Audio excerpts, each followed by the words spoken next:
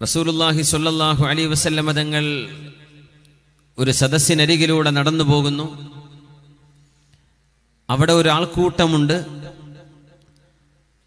അവരിൽ പല ആളുകളും ഒരുമിച്ച് മൽപ്പിടുത്തം നടത്തിക്കൊണ്ടിരിക്കുകയാണ്. ഓരോരുത്തരും തമ്മിൽ ഒരു റെസ്ലിംഗ് നടക്കുന്ന പോലെ ഒരാൾ മറ്റൊരാളെ കമിഴ്ത്തി അടിക്കുന്നു, അവൻ എഴുന്നേൽക്കുന്നു, അടുത്ത ഒരാളുമായി ഫൈറ്റ് ചെയ്യുന്നു. അങ്ങനെ ഓരോരുത്തരും മാറി മാറി പരസ്പരം കയ്യൂക്ക് പ്രകടിപ്പിച്ചുകൊണ്ടിരിക്കുന്ന ഒരു വഴിയിലൂടെ മുത്തനബി തങ്ങൾ കടന്നുപോയ ചരിത്രം അനസ് ഇബ്നു മാലിക് റളിയല്ലാഹു അൻഹു നമുക്ക് ഹദീസിൽ പറഞ്ഞു തരുന്നുണ്ട്. അല്ലാഹുവിന്റെ റസൂൽ ചോദിച്ചു, ഇതെന്താണ് സംഭവം? മാ ഹാദാ, എന്താണ് ഇവിടെ നടക്കുന്നത്? What's going on? എന്താണിത്? ഓരോരുത്തരുമായി മൽപ്പിടുത്തം നടത്തി, ഇതെന്താണ് സംഭവം? എന്താണ് ഇവിടെ നടക്കുന്നത് എന്ന് ചോദിച്ചപ്പോൾ അവര് പറഞ്ഞു, ഫുലാനുൻ ലാ യുസാരിഉ അഹദൻ ഇല്ലാ സറഅഹ്. ഞങ്ങളിൽ ഒരാൾ അവൻ ആരുമായും മൽപ്പിടുത്തം നടത്തിയാലും ഇല്ലാ സറഅഹ്, അവരെ മലർത്തിയടിക്കും, കീഴ്പ്പെടുത്തും. ആര് ഇയാളുമായി മൽപ്പിടുത്തം നടത്തിയാലും ഇയാൾ അയാളെ കമിഴ്ത്തിയടിക്കും. അങ്ങനത്തെ ഒരു വല്ലാത്ത ആരോഗ്യമുള്ള ഒരാൾ ഞങ്ങളുടെ കൂട്ടത്തിലുണ്ട്. അവനുമായി ആർക്കെങ്കിലും ജയിക്കാൻ കഴിയുമോ എന്ന ഒരു പരിശ്രമമാണ് ഇവിടെ നടക്കുന്നത്. ആരാലും തോൽപ്പിക്കപ്പെടാൻ കഴിയാത്ത ഒരു മല്ലനായ ഒരുത്തൻ, അയാളുമായുള്ള സംഘട്ടനമാണ് ഇവിടെ നടക്കുന്നത് എന്ന് നബി തങ്ങളോട് പറഞ്ഞപ്പോ അല്ലാഹുവിന്റെ റസൂൽ തങ്ങൾ ചോദിക്കുകയാണ്, അഫലാ അദുല്ലുകും അലാ മൻ ഹുവ അശദ്ദു മിൻഹു. ഇയാളെക്കാളും അതിശക്തനായ ഒരാളെ, ഇയാളെക്കാളും ഏറ്റവും കഴിവുള്ള ഒരാളെ ഞാൻ നിങ്ങൾക്ക് പരിചയപ്പെടുത്തി തരട്ടെയോ? ഈ സദസ്സിലുള്ള ഓരോരുത്തരെയും ഒറ്റക്കൊറ്റക്ക് ഫൈറ്റ് ചെയ്ത് താഴെ മലർത്തടിക്കാൻ കഴിയുന്ന ഇയാളെക്കാളും ശക്തനായ ഒരാളുണ്ട്, നിങ്ങൾക്കറിയോ എന്ന് ചോദിച്ചു. ആരാ നബിയേ? റജുലുൻ കല്ലമഹു റജുലുൻ ഫകലമ ഗൈളഹ്. ഒരാൾ തന്നോട് മറ്റൊരുത്തൻ വളരെ മോശമായ ഭാഷയിൽ സംസാരിക്കുകയും മനസ്സിനുള്ളിലേക്ക് ആഞ്ഞു തറക്കുന്ന കൂരമ്പുകളെ പോലെയുള്ള വചനങ്ങൾ, വാക്കുകളെ കൊണ്ട് വേദനിപ്പിക്കുകയും ചെയ്തപ്പോ ഫകലമ ഗൈളഹു, ആ വാക്കുകൾ കാരണമുണ്ടാകുന്ന ദേഷ്യം കടിച്ചു പിടിക്കുകയും ഫഗലബഹു വഗലബ ശൈത്വാനഹു വഗലബ ശൈത്വാന സാഹിബി. തന്റെ വികാരം, ദേഷ്യപ്പെടുമ്പോൾ തോന്നുന്ന, ദേഷ്യം വരുമ്പോഴുണ്ടാകുന്ന ആ ഒരു വികാര വിക്ഷോഭങ്ങളെ അടക്കി പിടിക്കുകയും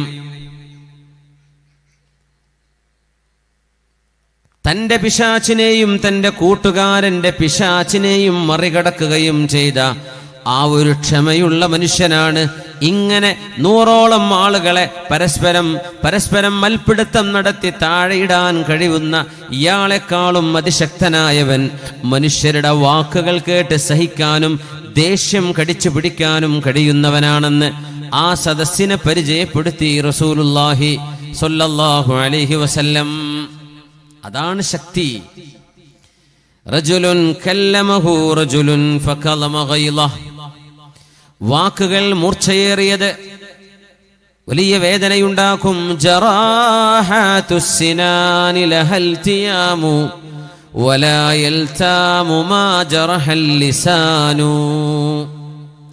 ജറാഹത്തുസ് സിനാനി ലഹൽ തിയാമു ജറാഹത്തുസ് സിനാനി ലഹൽ തിയാമു വലാ യൽതാമു മാ ജറഹൽ ലിസാനു.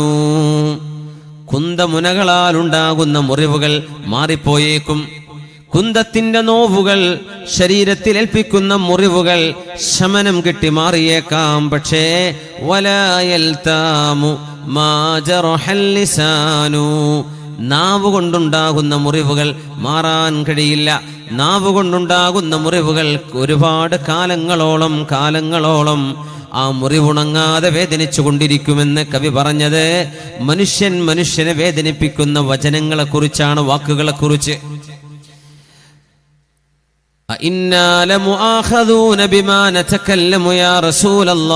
അല്ലാഹുവിന്റെ റസൂലേ, ഞങ്ങളുടെ നാവ് കൊണ്ട് പറയുന്ന വചനങ്ങൾക്ക് ഞങ്ങൾക്ക് നാളെ ശിക്ഷയുണ്ടോ എന്ന് മുആദ് റളിയല്ലാഹു അൻഹു ചോദിച്ചപ്പോഴാണ് നബി ഞങ്ങൾ മറുപടി കൊടുത്തത്, സകിലത്ക ഉമ്മുക യാ മുആദ്, മുആദേ നിങ്ങൾക്ക് എന്തേ അതറിയാതെ പോയത്?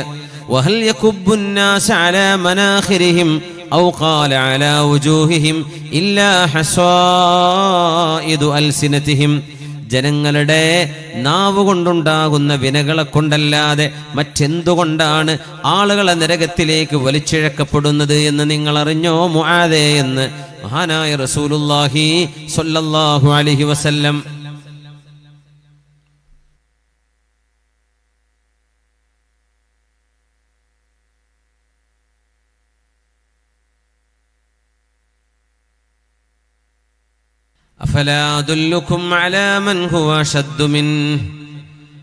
അതുകൊണ്ടാണ് നബി തങ്ങൾ പറയുന്നത്, മൽപിടുത്തം നടത്തിയ ആളുകളെ തോൽപ്പിക്കാൻ കഴിയുന്ന നല്ല മസിലുകളുള്ള ആളുകളല്ല ശക്തിമാന്മാർ.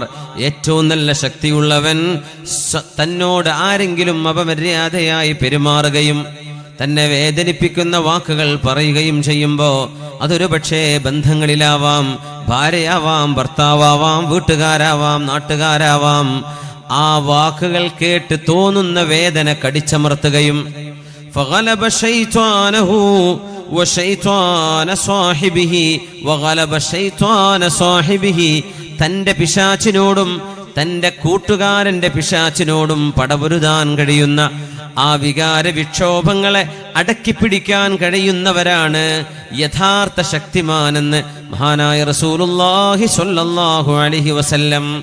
അതുകൊണ്ട് വികാരം മനുഷ്യന്റെ വിവേകം പരാജയപ്പെടരുത്, വിവേകം നഷ്ടപ്പെടാൻ പാടില്ല. ഇസ്ലാം ദേഷ്യം പിടിക്കാൻ പറഞ്ഞ വിഷയങ്ങളുണ്ട്. ദേഷ്യത്തിന് ഇസ്ലാം നൽകുന്ന ചില മാനദണ്ഡങ്ങളുണ്ട്. മൻ അഹബ്ബ ലില്ലാഹി വ അബ്ഗദ ലില്ലാഹ്, അല്ലാഹുവിന് വേണ്ടി ഒരാൾ ഇഷ്ടപ്പെടുകയും അല്ലാഹുവിന് വേണ്ടി സ്നേഹിക്കുകയും വ അബ്ഗദ ലില്ലാഹ്, അല്ലാഹുവിനെ ഓർത്ത് ദേഷ്യപ്പെടുകയും ചെയ്താൽ ഫഖദ് ഇസ്തക്മലൽ ഈമാൻ, അയാൾക്ക് ഈമാൻ പരിപൂർണമായി എന്ന് മഹാനായ റസൂലുള്ളാഹി സ്വല്ലല്ലാഹു അലൈഹി വസല്ലം. മുത്തുനബി തങ്ങൾ അങ്ങനെയായിരുന്നുവല്ലോ. എത്ര ആളുകളാണ് ഹബീബിനെ വേദനിപ്പിച്ചത്, ഹബീബിനെ നോവിച്ചത്. മുത്തുനബി തങ്ങളുടെ ദീനിന് തടസ്സമാകുന്ന വിധം ആരെങ്കിലും ഹബീബിനെ വേദനിപ്പിക്കുകയാണെങ്കിൽ ആ വിഷയത്തിലെ നബി തങ്ങൾ ദേഷ്യപ്പെടാറുള്ളൂ. ഹബീബിന്റെ നിസ്കാരം ബുദ്ധിമുട്ടാക്കിയപ്പോ, മുത്തുനബി തങ്ങൾക്ക് ഒരു യുദ്ധസമയത്ത് അസ്ർ നിസ്കാരം ഖളാ ആകാറെടുത്തപ്പോ അല്ലാഹുവിന്റെ ഹബീബ് സ്വല്ലല്ലാഹു അലൈഹി വസല്ലം ശത്രുക്കൾക്കെതിരെ ദുആ ചെയ്തു പോയിട്ടുണ്ട്. അല്ലാഹുമ്മ ബുതൂനഹും നാറാ, അല്ലാഹുവേ അവരുടെ വയറുകളിൽ നീ തീ നിറക്കേണമേ എന്ന് നബി തങ്ങൾ ദുആ ചെയ്തത് ഹബീബിന്റെ ശരീരം വേദനിപ്പിച്ചപ്പോഴല്ല, അല്ലാഹുവിന് ചെയ്യേണ്ട ഒരു ഉത്തരവാദിത്വം നിസ്കാരത്തിന് തടസ്സമായി വന്നപ്പോ. ത്വായിഫിൽ നിന്ന് ഇറങ്ങി വരുമ്പോ ത്വായിഫുകാരുടെ മർദ്ദനങ്ങളേറ്റ് റസൂലുള്ളാഹി സ്വല്ലല്ലാഹു അലൈഹി വസല്ലമ തങ്ങൾ ചോര ഒലിക്കുന്ന കാലുമായി നടന്ന ഒരു സ്ഥലമുണ്ട് ത്വായിഫിൽ. ഇന്നവിടെ കാണാൻ കഴിയും മസ്ജിദു അദ്ദാസ്. ഒരു ചെറിയ പള്ളിയുണ്ട് ത്വായിഫിൽ, മസ്ജിദു അദ്ദാസ്. അദ്ദാസ് റളിയല്ലാഹു അൻഹുവിന്റെ പള്ളിയാണത്. ആ ഒരു വേലക്കാരൻ, ഒരു പരിചാരകൻ, ഒരു അടിമയല്ലാതെ മറ്റൊരാളും ത്വായിഫിൽ അന്ന് മുസ്ലിമായിരുന്നില്ല. ആ അദ്ദാസ് എന്നവരുടെ പേരിൽ ഒരു പള്ളിയുണ്ട്. ആ പള്ളിയുടെ ബാക്ക് സൈഡ് ഒരു മുന്തിരിത്തോപ്പായിരുന്നു മുമ്പ്. ഇന്ന് ഇപ്പോഴും അവിടെ കൃഷിയുണ്ട്.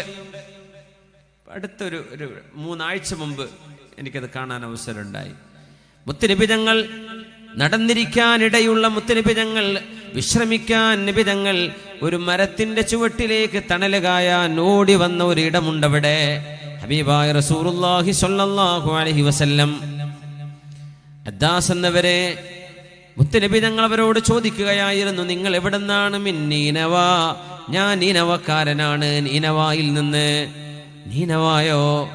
നീനവ അത് എനിക്കറിയാം. യൂനുസ് ഇബ്നു മത്താ, മത്തായുടെ മകൻ യൂനുസ് നബിയുടെ നാടല്ലയോ അത്?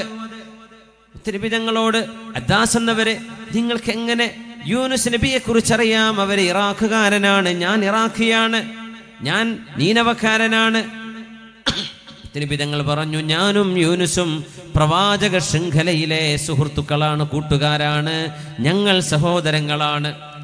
ഇസ്ലാം പഠിച്ചു മുസ്ലിമായി മുത്തുനബി തങ്ങളെ ആട്ടിയോടിച്ച ഒരു സമുദായത്തെ രണ്ട് പർവ്വതങ്ങൾ, രണ്ട് മലകളാൽ, രണ്ട് ഭീകരമായ പാറക്കെട്ടുകളുള്ള രണ്ട് മലകൾക്കിടയിൽ ത്വായിഫുകാരെ ചതച്ചരക്കട്ടെയോ എന്ന് ചോദിച്ചപ്പോഴാണ് വേണ്ട ജിബ്രീലേ, വേണ്ട മലക്കുൽ ജിബാലേ, വേണ്ട, അല്ലാഹു അവരിലൂടെ ലയുഖ്രിജല്ലാഹു മിൻ അസ്ലാബിഹിം മൻ യുവഹിദുല്ലാഹ്, ലാ ഇലാഹ ഇല്ലല്ലാഹ് എന്ന് പറയുന്ന ആരെങ്കിലും ത്വായിഫുകാരുടെ പിന്മുറക്കാരിൽ അങ്ങ് ജനിച്ചെങ്കിലോ അതല്ലയോ നമുക്ക് നല്ലത് എന്ന് തനിക്ക് ഹബീബായി തങ്ങൾക്ക് വേദനിച്ചപ്പോൾ അവർക്കെതിരെ ദുആ ചെയ്തില്ല.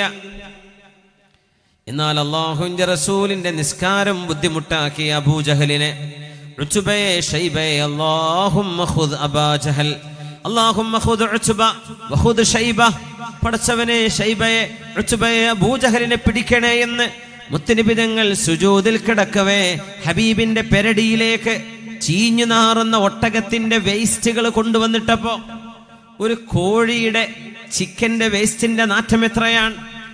ഒരു ഒട്ടകത്തിൻ്റെതോ ഒരാടിൻ്റെതോ ഒരു മാടിൻ്റെതോ സങ്കല്പിച്ചു നോക്കൂ.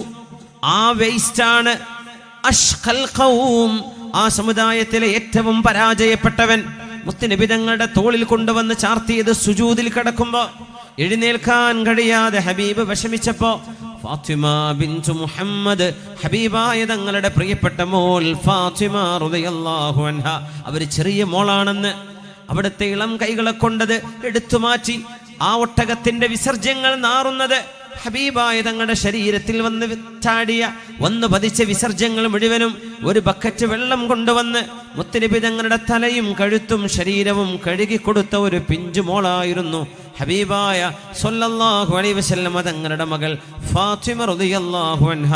ആ മോളാണ് ഹബീബായ നബി തങ്ങളെ കഴുകി വൃത്തിയാക്കിയെടുത്തത്.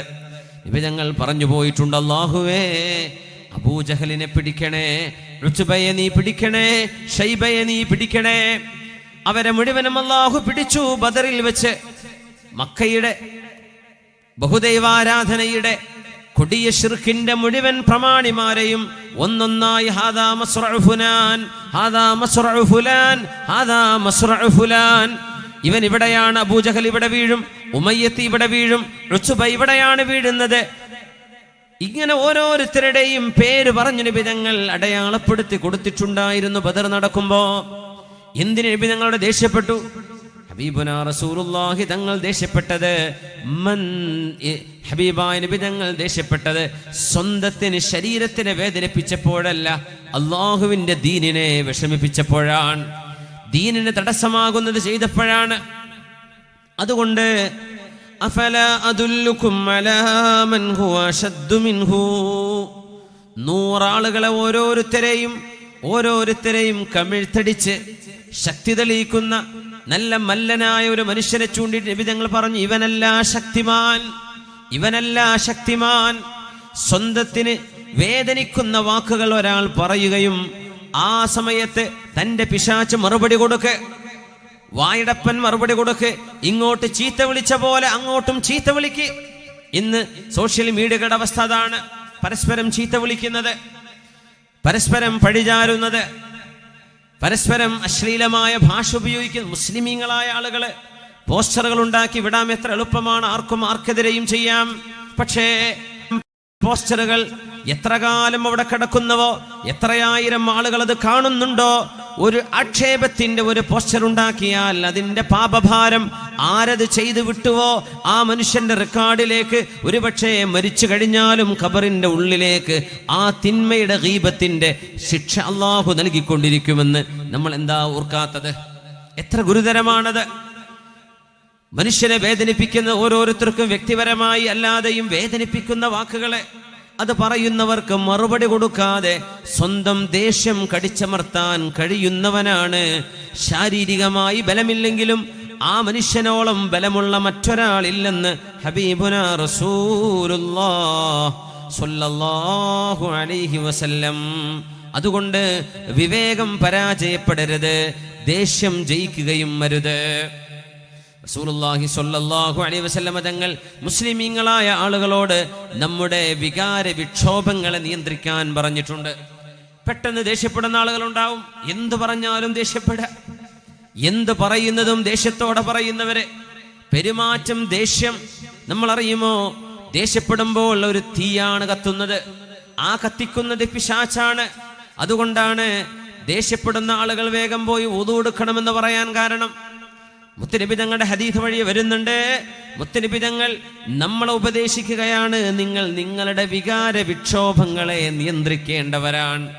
അടിപിടി ഉണ്ടാകുന്നത് കൊണ്ടാണ്, മഹല്ലുകളിൽ പ്രശ്നങ്ങൾ ഉണ്ടാകുന്നത് കോപമാണതിന് കാരണം. നമ്മുടെ മദ്രസകൾക്ക് ചുമര് വീഴുന്നത്, വിവേചനങ്ങൾ ഉണ്ടാകുന്നത്, വിഘടനം ഉണ്ടാകുന്നത് ദേഷ്യമാണ് അവിടെ ഭരിക്കുന്നത്. പിശാചിന് ഇഷ്ടമാണത്. ഒരു പിശാച് ദേഷ്യപ്പെടുന്ന മനുഷ്യന്റെ തലയിൽ കയറി കളിക്കുന്ന പോലെ ഒരാളെയും അവനങ്ങനെ കളിക്കാൻ കിട്ടില്ല. ദേഷ്യപ്പെടുമ്പോൾ നമ്മുടെ ചിന്ത എന്താ നമുക്കറിയില്ല, നമ്മൾ പറയുന്നത് എന്താ നമുക്കറിയില്ല, നമ്മൾ ആലോചിക്കുന്നത് എന്താണെന്ന് പോലും അറിയില്ല. ഓർമ്മയുണ്ടോ അലി ഇബ്നു അബീ ത്വാലിബ് റളിയല്ലാഹു അൻഹു ഒരു യുദ്ധം നടക്കുമ്പോൾ മഹാനവറുകളുടെ വാളുകൊണ്ട് കൊല്ലപ്പെടാൻ പോകുന്ന ഒരു ശത്രു അലി റളിയല്ലാഹു അൻഹുവിനെയും മുസ്ലിമീങ്ങളെയും ഓടിച്ചു പിടിച്ച് വകവരുത്തിയ ആള് വകവരുത്താൻ അലി തങ്ങളുടെ പോലും പിന്നാലെ കൂടിയ മനുഷ്യനെ അലി റളിയല്ലാഹു അൻഹു പിടിച്ചു വെച്ച് യുദ്ധക്കളത്തിൽ വെച്ച് വധിക്കാൻ നിൽക്കുമ്പോ താഴെ കിടക്കുന്ന ഈ മനുഷ്യൻ മഹാനായ അലി തങ്ങളുടെ മുഖത്തേക്ക് കാക്കിച്ചു തുപ്പിയില്ലേ? മഹാനായ അലി തങ്ങൾ ആ ശത്രുവിനെ ഒന്നും ചെയ്യാതെ അയാളുടെ ദേഹത്ത് കയറിയിരിക്കവേ എഴുന്നേറ്റിറങ്ങിപ്പോന്നപ്പോ ആളുകൾ ചോദിച്ചു, അലി ആരെ, എന്താ നിങ്ങൾ ചെയ്യുന്നത്? മുസ്ലിമീങ്ങളിലെ നിരപരാധികളായ ആളുകളെ വെട്ടിനുറുക്കിയ ഈ മനുഷ്യനെ നിങ്ങൾക്ക് വകവരുത്താൻ അവസരമുണ്ടായിട്ട് നിങ്ങൾ വെറുതെ വിടുകയോ? അലി തങ്ങൾ പറഞ്ഞു, ഞാൻ അവനെ വധിക്കുന്നത് എനിക്ക് വേണ്ടിയല്ല, ലാ ഇലാഹ ഇല്ലല്ലാഹ്ക്ക് തടസ്സം നിന്നതിന്റെ പേരിൽ, അള്ളാഹുവിന്റെ റസൂലിന് ദീനിന് തടസ്സമുണ്ടാക്കിയതിന്റെ പേരിൽ അള്ളാഹുവിന് വേണ്ടിയാണ് ഞാൻ അവനെ വധിക്കാൻ നിൽക്കുന്നത്. ഞാൻ അവനെ വധിക്കാൻ നേരത്ത് എന്റെ മുഖത്തേക്ക് തുപ്പിയപ്പോൾ എനിക്കൊരു ദേഷ്യം വന്നിട്ടുണ്ട്. ഞാൻ മനുഷ്യനാണ്. ഒരു മനുഷ്യന്റെ മുഖത്ത് തുപ്പുമ്പോ ദേഷ്യം വരില്ലേ? ഞാനെങ്ങാനും അയാളെ വധിക്കുകയാണെങ്കിൽ എന്റെ മനസ്സിന്റെ ദേഷ്യം, എന്നോട് ചെയ്തതിന്റെ ഉപദ്രവം, എന്നോട് അപമാനം ചെയ്തത്, എന്നെ നാണം കെടുത്തിയത്, എന്റെ മുഖത്തേക്ക് കാർക്കിച്ചു തുപ്പിയത്, ആ ഒരു ദേഷ്യവും കലർത്തിയിട്ടാണ് ഞാൻ അയാളെ വധിക്കുന്നതെങ്കിൽ ഞാൻ എന്തിനയാളുടെ ജീവൻ എടുക്കണം? ഞാൻ ചെയ്യുന്നത് അള്ളാഹുവിന് വേണ്ടിയായിരുന്നല്ലോ. എന്റെ ദേഷ്യത്തിന്റെ മറവിലാവരുത്. എനിക്കപ്പോ ഒരു ദേഷ്യം വന്നിട്ടുണ്ട്. ആ ദേഷ്യത്തിൽ ഞാൻ അത് ചെയ്തുകൂടല്ലോ. അത് ഞാൻ എനിക്ക് വേണ്ടി ചെയ്തതായി പോകും. അതുകൊണ്ട് ഞാൻ അയാളെ വധിച്ചില്ല എന്ന്. അത്ഭുതമല്ലേ അത്? എത്ര വലിയ വിവേകമാണത്! യുദ്ധമുഖത്ത് ദേഷ്യമാണ് ഭരിക്കുന്നത്. യുദ്ധമുഖത്ത് ആളുകൾ വികാരാധീനരായിട്ടാണ് പ്രവർത്തിക്കുന്നത്. ആ യുദ്ധക്കളത്തിന്റെ മധ്യത്തിൽ പോലും ഇസ്ലാമിന്റെ നേതാവ് അള്ളാഹുവിന്റെ റസൂൽ മുഹമ്മദ് മുസ്തഫ സ്വല്ലല്ലാഹു അലൈഹി വസല്ലം തങ്ങളുടെ പുതിയാപ്പിളയും ഇസ്ലാമിന്റെ 4ാമത്തെ ഖലീഫയായി ഭരണം നടത്താൻ അവസരം ലഭിച്ച ഫാത്തിമ ബീവി റളിയല്ലാഹു അൻഹയുടെ ഭർത്താവ് അലി ഇബ്നു അബീ ത്വാലിബ് റളിയല്ലാഹു അൻഹു വിവേകം നഷ്ടപ്പെടാതെ വികാരത്തിനടിമയാവാതെ മഹാനവറുകൾ പ്രവർത്തിച്ചു എന്നത് അത്ഭുതമല്ലേ? ഒരു യുദ്ധക്കളത്തിൽ, ചരിത്രത്തിൽ നമുക്ക് എത്ര കിട്ടും ഇത്തരം അനുഭവങ്ങള്? ഒരു യുദ്ധക്കളത്തിൽ പോലും തന്റെ വിവേകത്തോടുകൂടെ വികാരത്തെ നിയന്ത്രിച്ചത്, മനുഷ്യ ശരീരത്തിന്റെ വികാര വിക്ഷോഭങ്ങളെ അടക്കിപ്പിടിച്ചത്. ഇതാണ് ഇസ്ലാം. നബി തങ്ങൾ പറയും, ലൈസ ശദീദു ബിസ്സർഅ ഇന്നമശ്ശദീദു അല്ലദീ യംലികു നഫ്സഹു ഇൻദൽ ഗളബ്. ജിമ്മിന് പോകാം, ശരീരത്തിനെ പുഷ്ടിപ്പെടുത്താം, നല്ലതാണ്, ആരോഗ്യം നല്ലതാണ്. പക്ഷേ ജിമ്മിന് പോയി മസിലുള്ള ആളാണോ ഏറ്റവും വലിയ ശക്തിമാൻ? അല്ല. ഏറ്റവും വലിയ ശക്തിമാൻ ആരാണ്? ലൈസ ശദീദു ബിസ്സുർഅ. കയ്യൂക്ക് കൊണ്ട് ഏതെങ്കിലും ഒരാളെ അടിക്കാനോ പ്രഹനോ താഴെ വീഴ്ത്താനോ കഴിയുന്നവനല്ല ഏറ്റവും വലിയ ശക്തിമാൻ. ആരെന്നറിയോ? ഇന്നമശ്ശദീദ്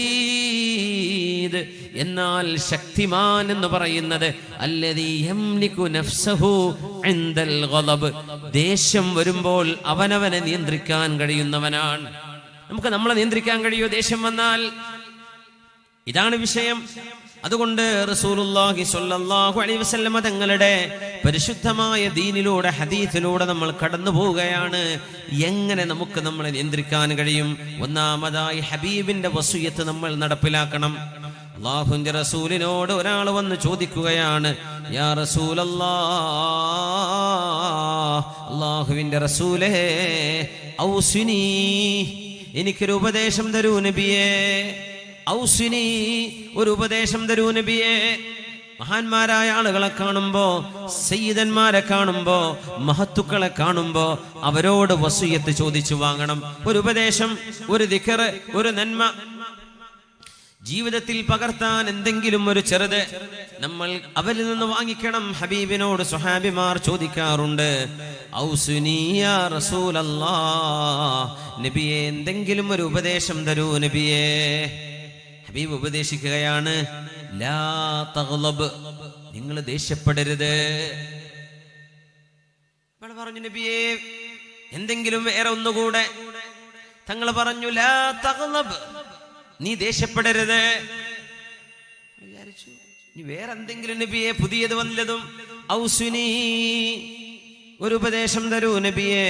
ഹബീബായ തങ്ങൾ പറഞ്ഞു, ലാ തഗ്ളബ്. 3 തവണയാണ് നബി തങ്ങൾ പറഞ്ഞത്, ദേഷ്യപ്പെടരുത്, ദേഷ്യപ്പെടരുത്, ദേഷ്യപ്പെടരുത്. അന്യായമായത്, പെട്ടെന്ന് ദേഷ്യപ്പെടുന്ന പ്രകൃതക്കാരനാവാം. നമ്മൾ ഓരോരുത്തരും നമ്മുടെ വികാരം നിയന്ത്രിക്കാൻ കടപ്പെട്ടവരാണ്. റസൂലുള്ളാഹി സ്വല്ലല്ലാഹു അലൈഹി വസല്ലം തങ്ങൾ, ഹബീബായ തങ്ങൾ ലാ തഗ്ളബ് എന്ന് പറഞ്ഞപ്പോ ഈ മനുഷ്യൻ പറയുന്നുണ്ട്, ഇമാം അഹ്മദ് എന്നവരുടെ റിവായത്തിൽ കാണാം, ഫഫക്കർതു ഹീന ഖാല നബിയ്യു മാ ഖാൽ, അല്ലാഹുവിന്റെ റസൂൽ എന്നോട് 3 തവണ ഞാൻ ഉപദേശം ചോദിച്ചപ്പോഴും ദേഷ്യപ്പെടരുത്, ദേഷ്യപ്പെടരുത് എന്ന് പറഞ്ഞതിന്റെ ഞാനൊന്ന് ആലോചിച്ചു നോക്കിയപ്പോൾ ഫഇദൽ ഗളബു യജ്മഉ ശർറ കുല്ലഹ്. ആ സ്വഹാബി പറയുന്നു, മുത്തുനബി തങ്ങൾ എന്നോട് ദേഷ്യപ്പെടരുത് എന്ന് 3 തവണ ഉപദേശിച്ചില്ലേ? ഞാൻ കുറച്ചു കഴിഞ്ഞ് ഇങ്ങനെ ആലോചിച്ചു, എന്താപ്പാ നബി തങ്ങൾ പറഞ്ഞതിന്റെ പൊരുള്?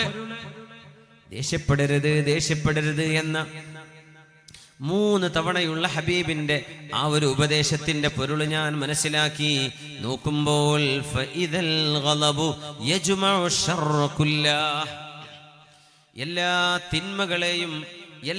തിന്മകളെയും ഒരുമിച്ച് കൂട്ടുന്ന, എല്ലാ തിന്മകളും ഒരുമിച്ച് കൂട്ടുന്ന സാധനമാണ് ഗളബ്, ദേഷ്യം എന്ന് പറയുന്നത്.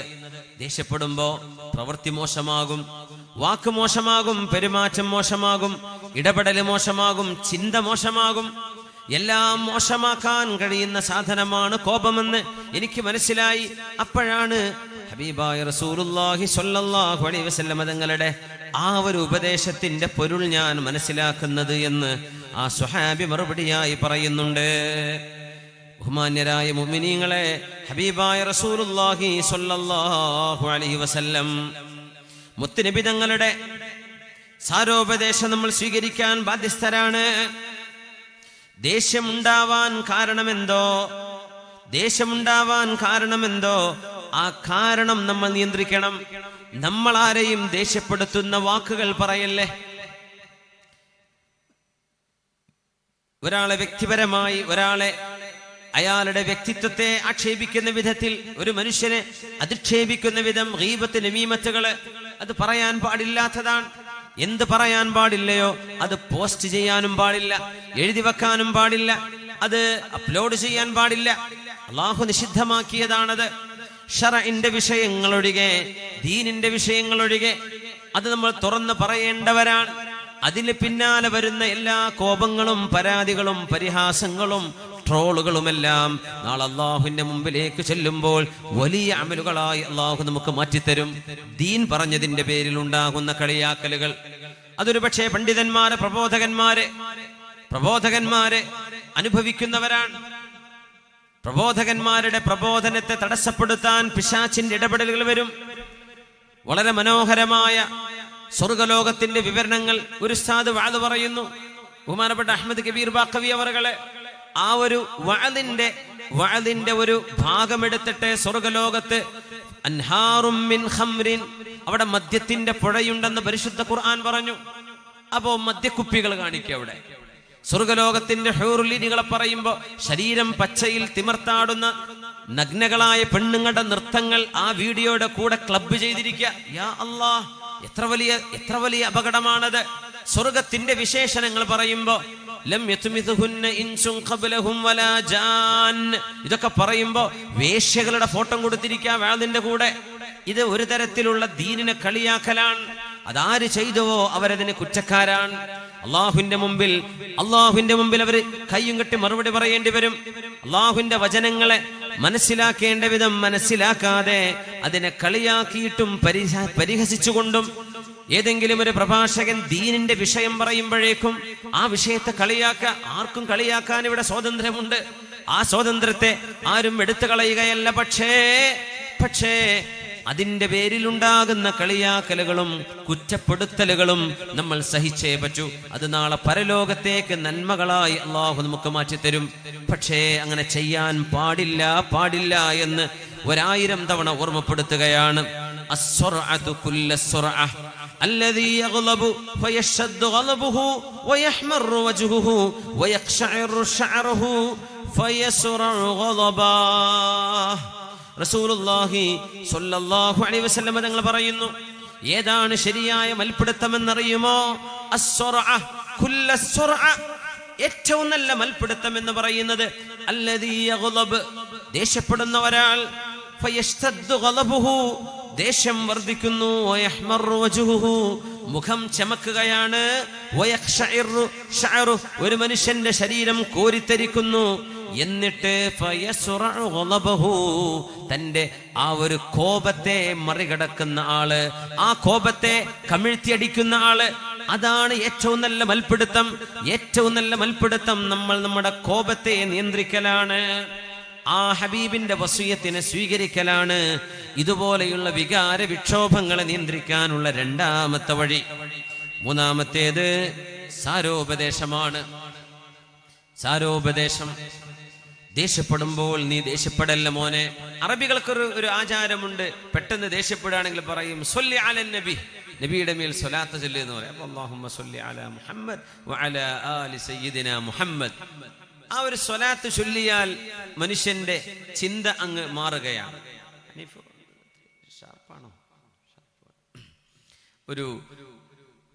നമ്മുടെ ചിന്തയെ നമ്മൾ മാറ്റുകയാണ്. സ്വല്ലി അലൻ നബി, നബിയുടെ മേൽ സ്വലാത്ത് ചൊല്ല് എന്ന് പറയുമ്പോ അതുവരെ തോന്നിയ ആ ഒരു തോന്നൽ അങ്ങ് മാറി നമ്മളൊന്ന് കൂൾ ഡൗൺ ആവും. നല്ലൊരു ടെക്നിക്കാണ്. ദേഷ്യപ്പെടുന്ന ആളോട് സ്വല്ലി അലൻ നബി, പറയുന്നവനും സ്വലാത്ത് ചൊല്ലണം, കേൾക്കുന്നവനും സ്വലാത്ത് ചൊല്ലണം. അപ്പൊ അല്ലാഹുമ്മ സ്വല്ലി അലാ മുഹമ്മദ്. അപ്പൊ ആ ഒരു ദേഷ്യത്തിന്റെ മൂടിൽ നിൽക്കുന്ന ആള് സ്വലാത്ത് കൂടെ ചെല്ലുമ്പോ തണുക്കും. ഒരു ഉപദേശം സ്വീകരിച്ചു എന്നത് മിനിമം അതിലുണ്ട്. മുത്തനബി തങ്ങളുടെ സ്വഹാബിയായ ഉമർ ഇബ്നുൽ ഖത്താബ് റളിയല്ലാഹു അൻഹുവിന്റെ ഒരു അനുഭവമുണ്ട്. അവിടെ ഉമർ തങ്ങൾക്ക് ദേഷ്യം വന്ന ഒരു നേരം, സംഭവം സ്വഹീഹുൽ ബുഖാരിയിലുണ്ട്. ഇബ്നു അബ്ബാസ് റളിയല്ലാഹു തആല അൻഹുവാണ് ആ ഹദീസ് റിപ്പോർട്ട് ചെയ്യുന്നത്. റസൂലുള്ളാഹി സ്വല്ലല്ലാഹു അലൈഹി വസല്ലം തങ്ങളുടെ കാലശേഷം നടന്ന ഒരു അനുഭവം. ഉമർ റളിയല്ലാഹുവിന്റെ അരികത്ത് ഒരാൾ സമ്മതം വാങ്ങി വരുന്നു ഉമർ തങ്ങളുടെ മജ്ലിസിലേക്ക്. ഉമർ തങ്ങൾ സമ്മതം കൊടുത്തു. കയറി വന്നപ്പോ ലോക മുസ്ലിമീങ്ങളുടെ നേതാവ് സിദ്ദീഖ് തങ്ങൾക്ക് ശേഷം ഉമർ ഇബ്നുൽ ഖത്താബ് തങ്ങളല്ലയോ ഉമ്മത്തിന്റെ ഖിലാഫത്ത് ഏറ്റെടുത്തത്? ആ മഹാനായ അമീറുൽ മുഅ്മിനീനോട്, ഹബീബിന്റെ കൂട്ടുകാരനോട് സ്വല്ലല്ലാഹു അലൈഹി വസല്ലം, മുത്തുനബി തങ്ങൾ സ്വല്ലല്ലാഹു അലൈഹി വസല്ലം തങ്ങളെ നിഴലുപോലെ പിന്തുടർന്ന മഹാനായ ഉമർ ഇബ്നുൽ ഖത്താബ് തങ്ങളോട് ഏറ്റവും നല്ല ബഹുമാനത്തിലും ആദരവിലും പെരുമാറേണ്ടതിന് പകരം ആ കടന്നു വന്ന ആള് ഉമർ എന്നവരോട് സംസാരിക്കുന്ന രീതി നോക്കൂ.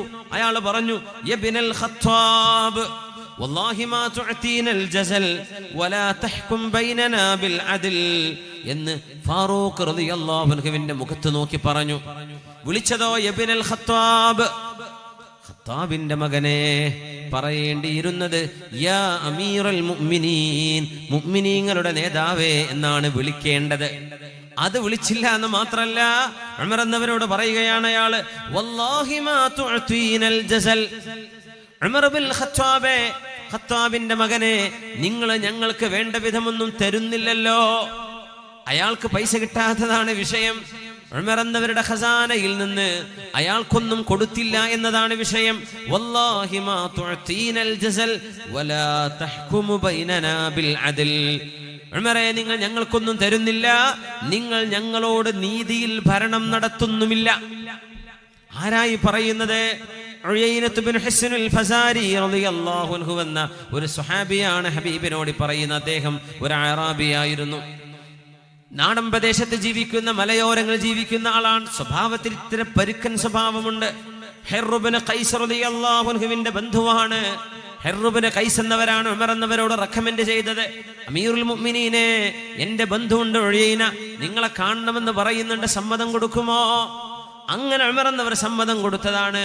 പക്ഷേ അയാളുടെ വാക്കുകൾ വളരെ വേദനിപ്പിക്കുന്ന വാക്കുകളാണ്. യബ്നൽ ഖത്താബ്, ലോകത്തിന് നീതി എന്താണെന്ന് പഠിപ്പിച്ച ഉമർ റളിയല്ലാഹു അൻഹു,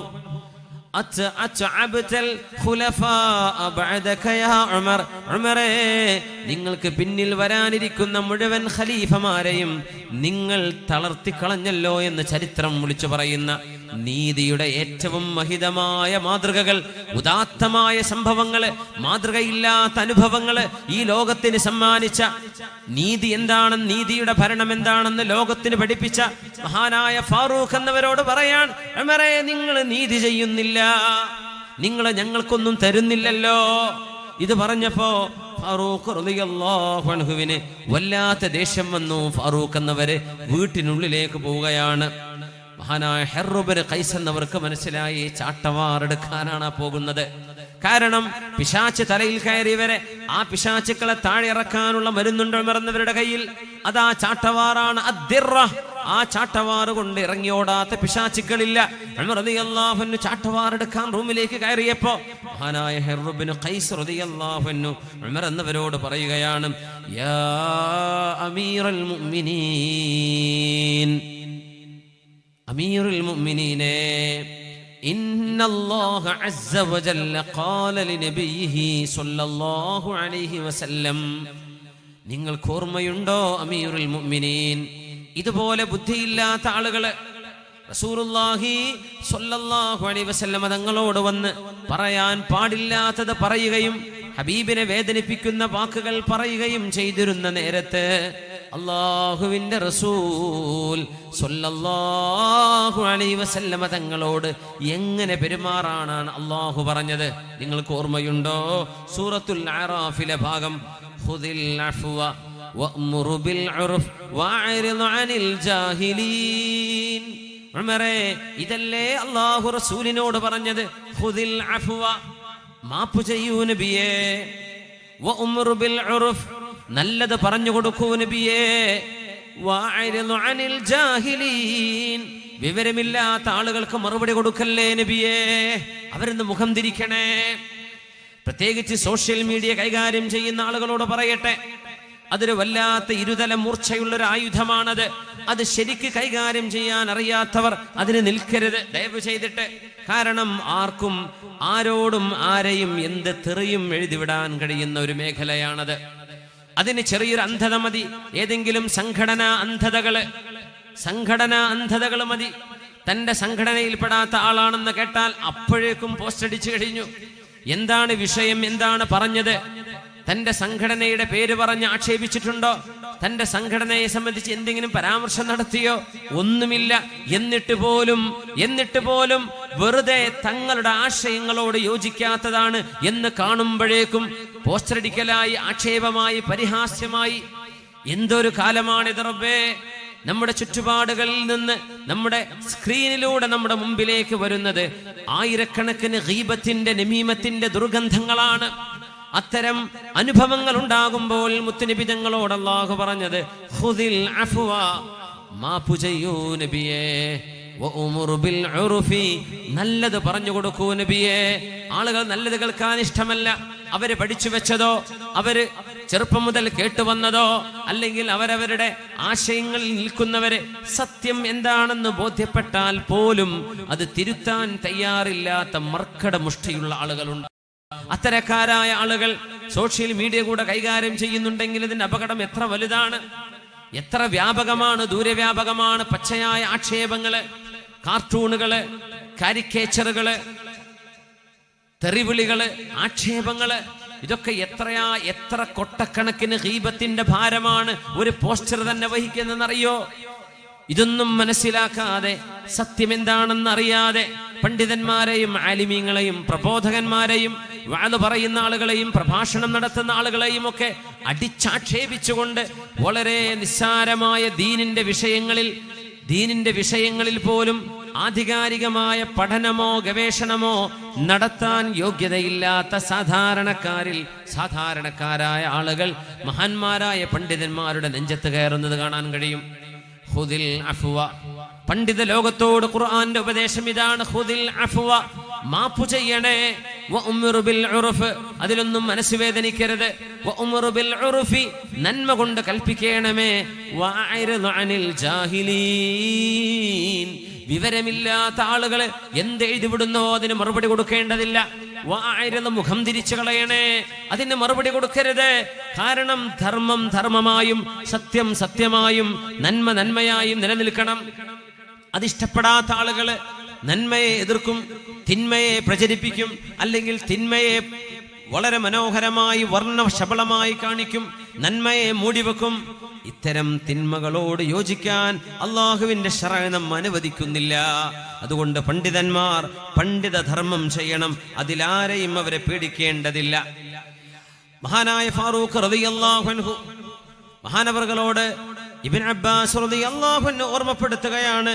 മഹാനായ ഹിർറുബ്നു ഖൈസ് എന്നവരെ ഉമർ റളിയല്ലാഹു അൻഹുവിന്റെ സദസ്സിലിരിക്കുന്ന ഉമർ തങ്ങളുടെ സ്വഹാബിൽപ്പെട്ട മഹാൻ പറഞ്ഞു, അമീറുൽ മുഅ്മിനീനെ, നിങ്ങളോട് ഖത്താബിന്റെ മകനെ എന്ന് വിളിച്ച ആള്, നിങ്ങളോട് ഞങ്ങൾക്ക് നിങ്ങളൊന്നും നൽകുന്നില്ലെന്ന് പറഞ്ഞ ആള്, നിങ്ങളോട് നിങ്ങൾ നീതി പുലർത്തുന്നില്ല എന്ന് അമീറുൽ മുഅ്മിനീനായ മഹാനായ ഉമർ തങ്ങളോട് മുത്തുനബിയോട് വരെ പറഞ്ഞില്ലേ? അങ്ങനെ നീതി എന്താണെന്ന് പഠിപ്പിക്കാമെന്ന് നബിയോട് പറയാണ്, നബിയേ, ഇന്ന ഹാദിഹി ഖിസ്മത്തുൻ മാ ഉരീദ ബിഹാ വജ്ഹുല്ലാഹ്.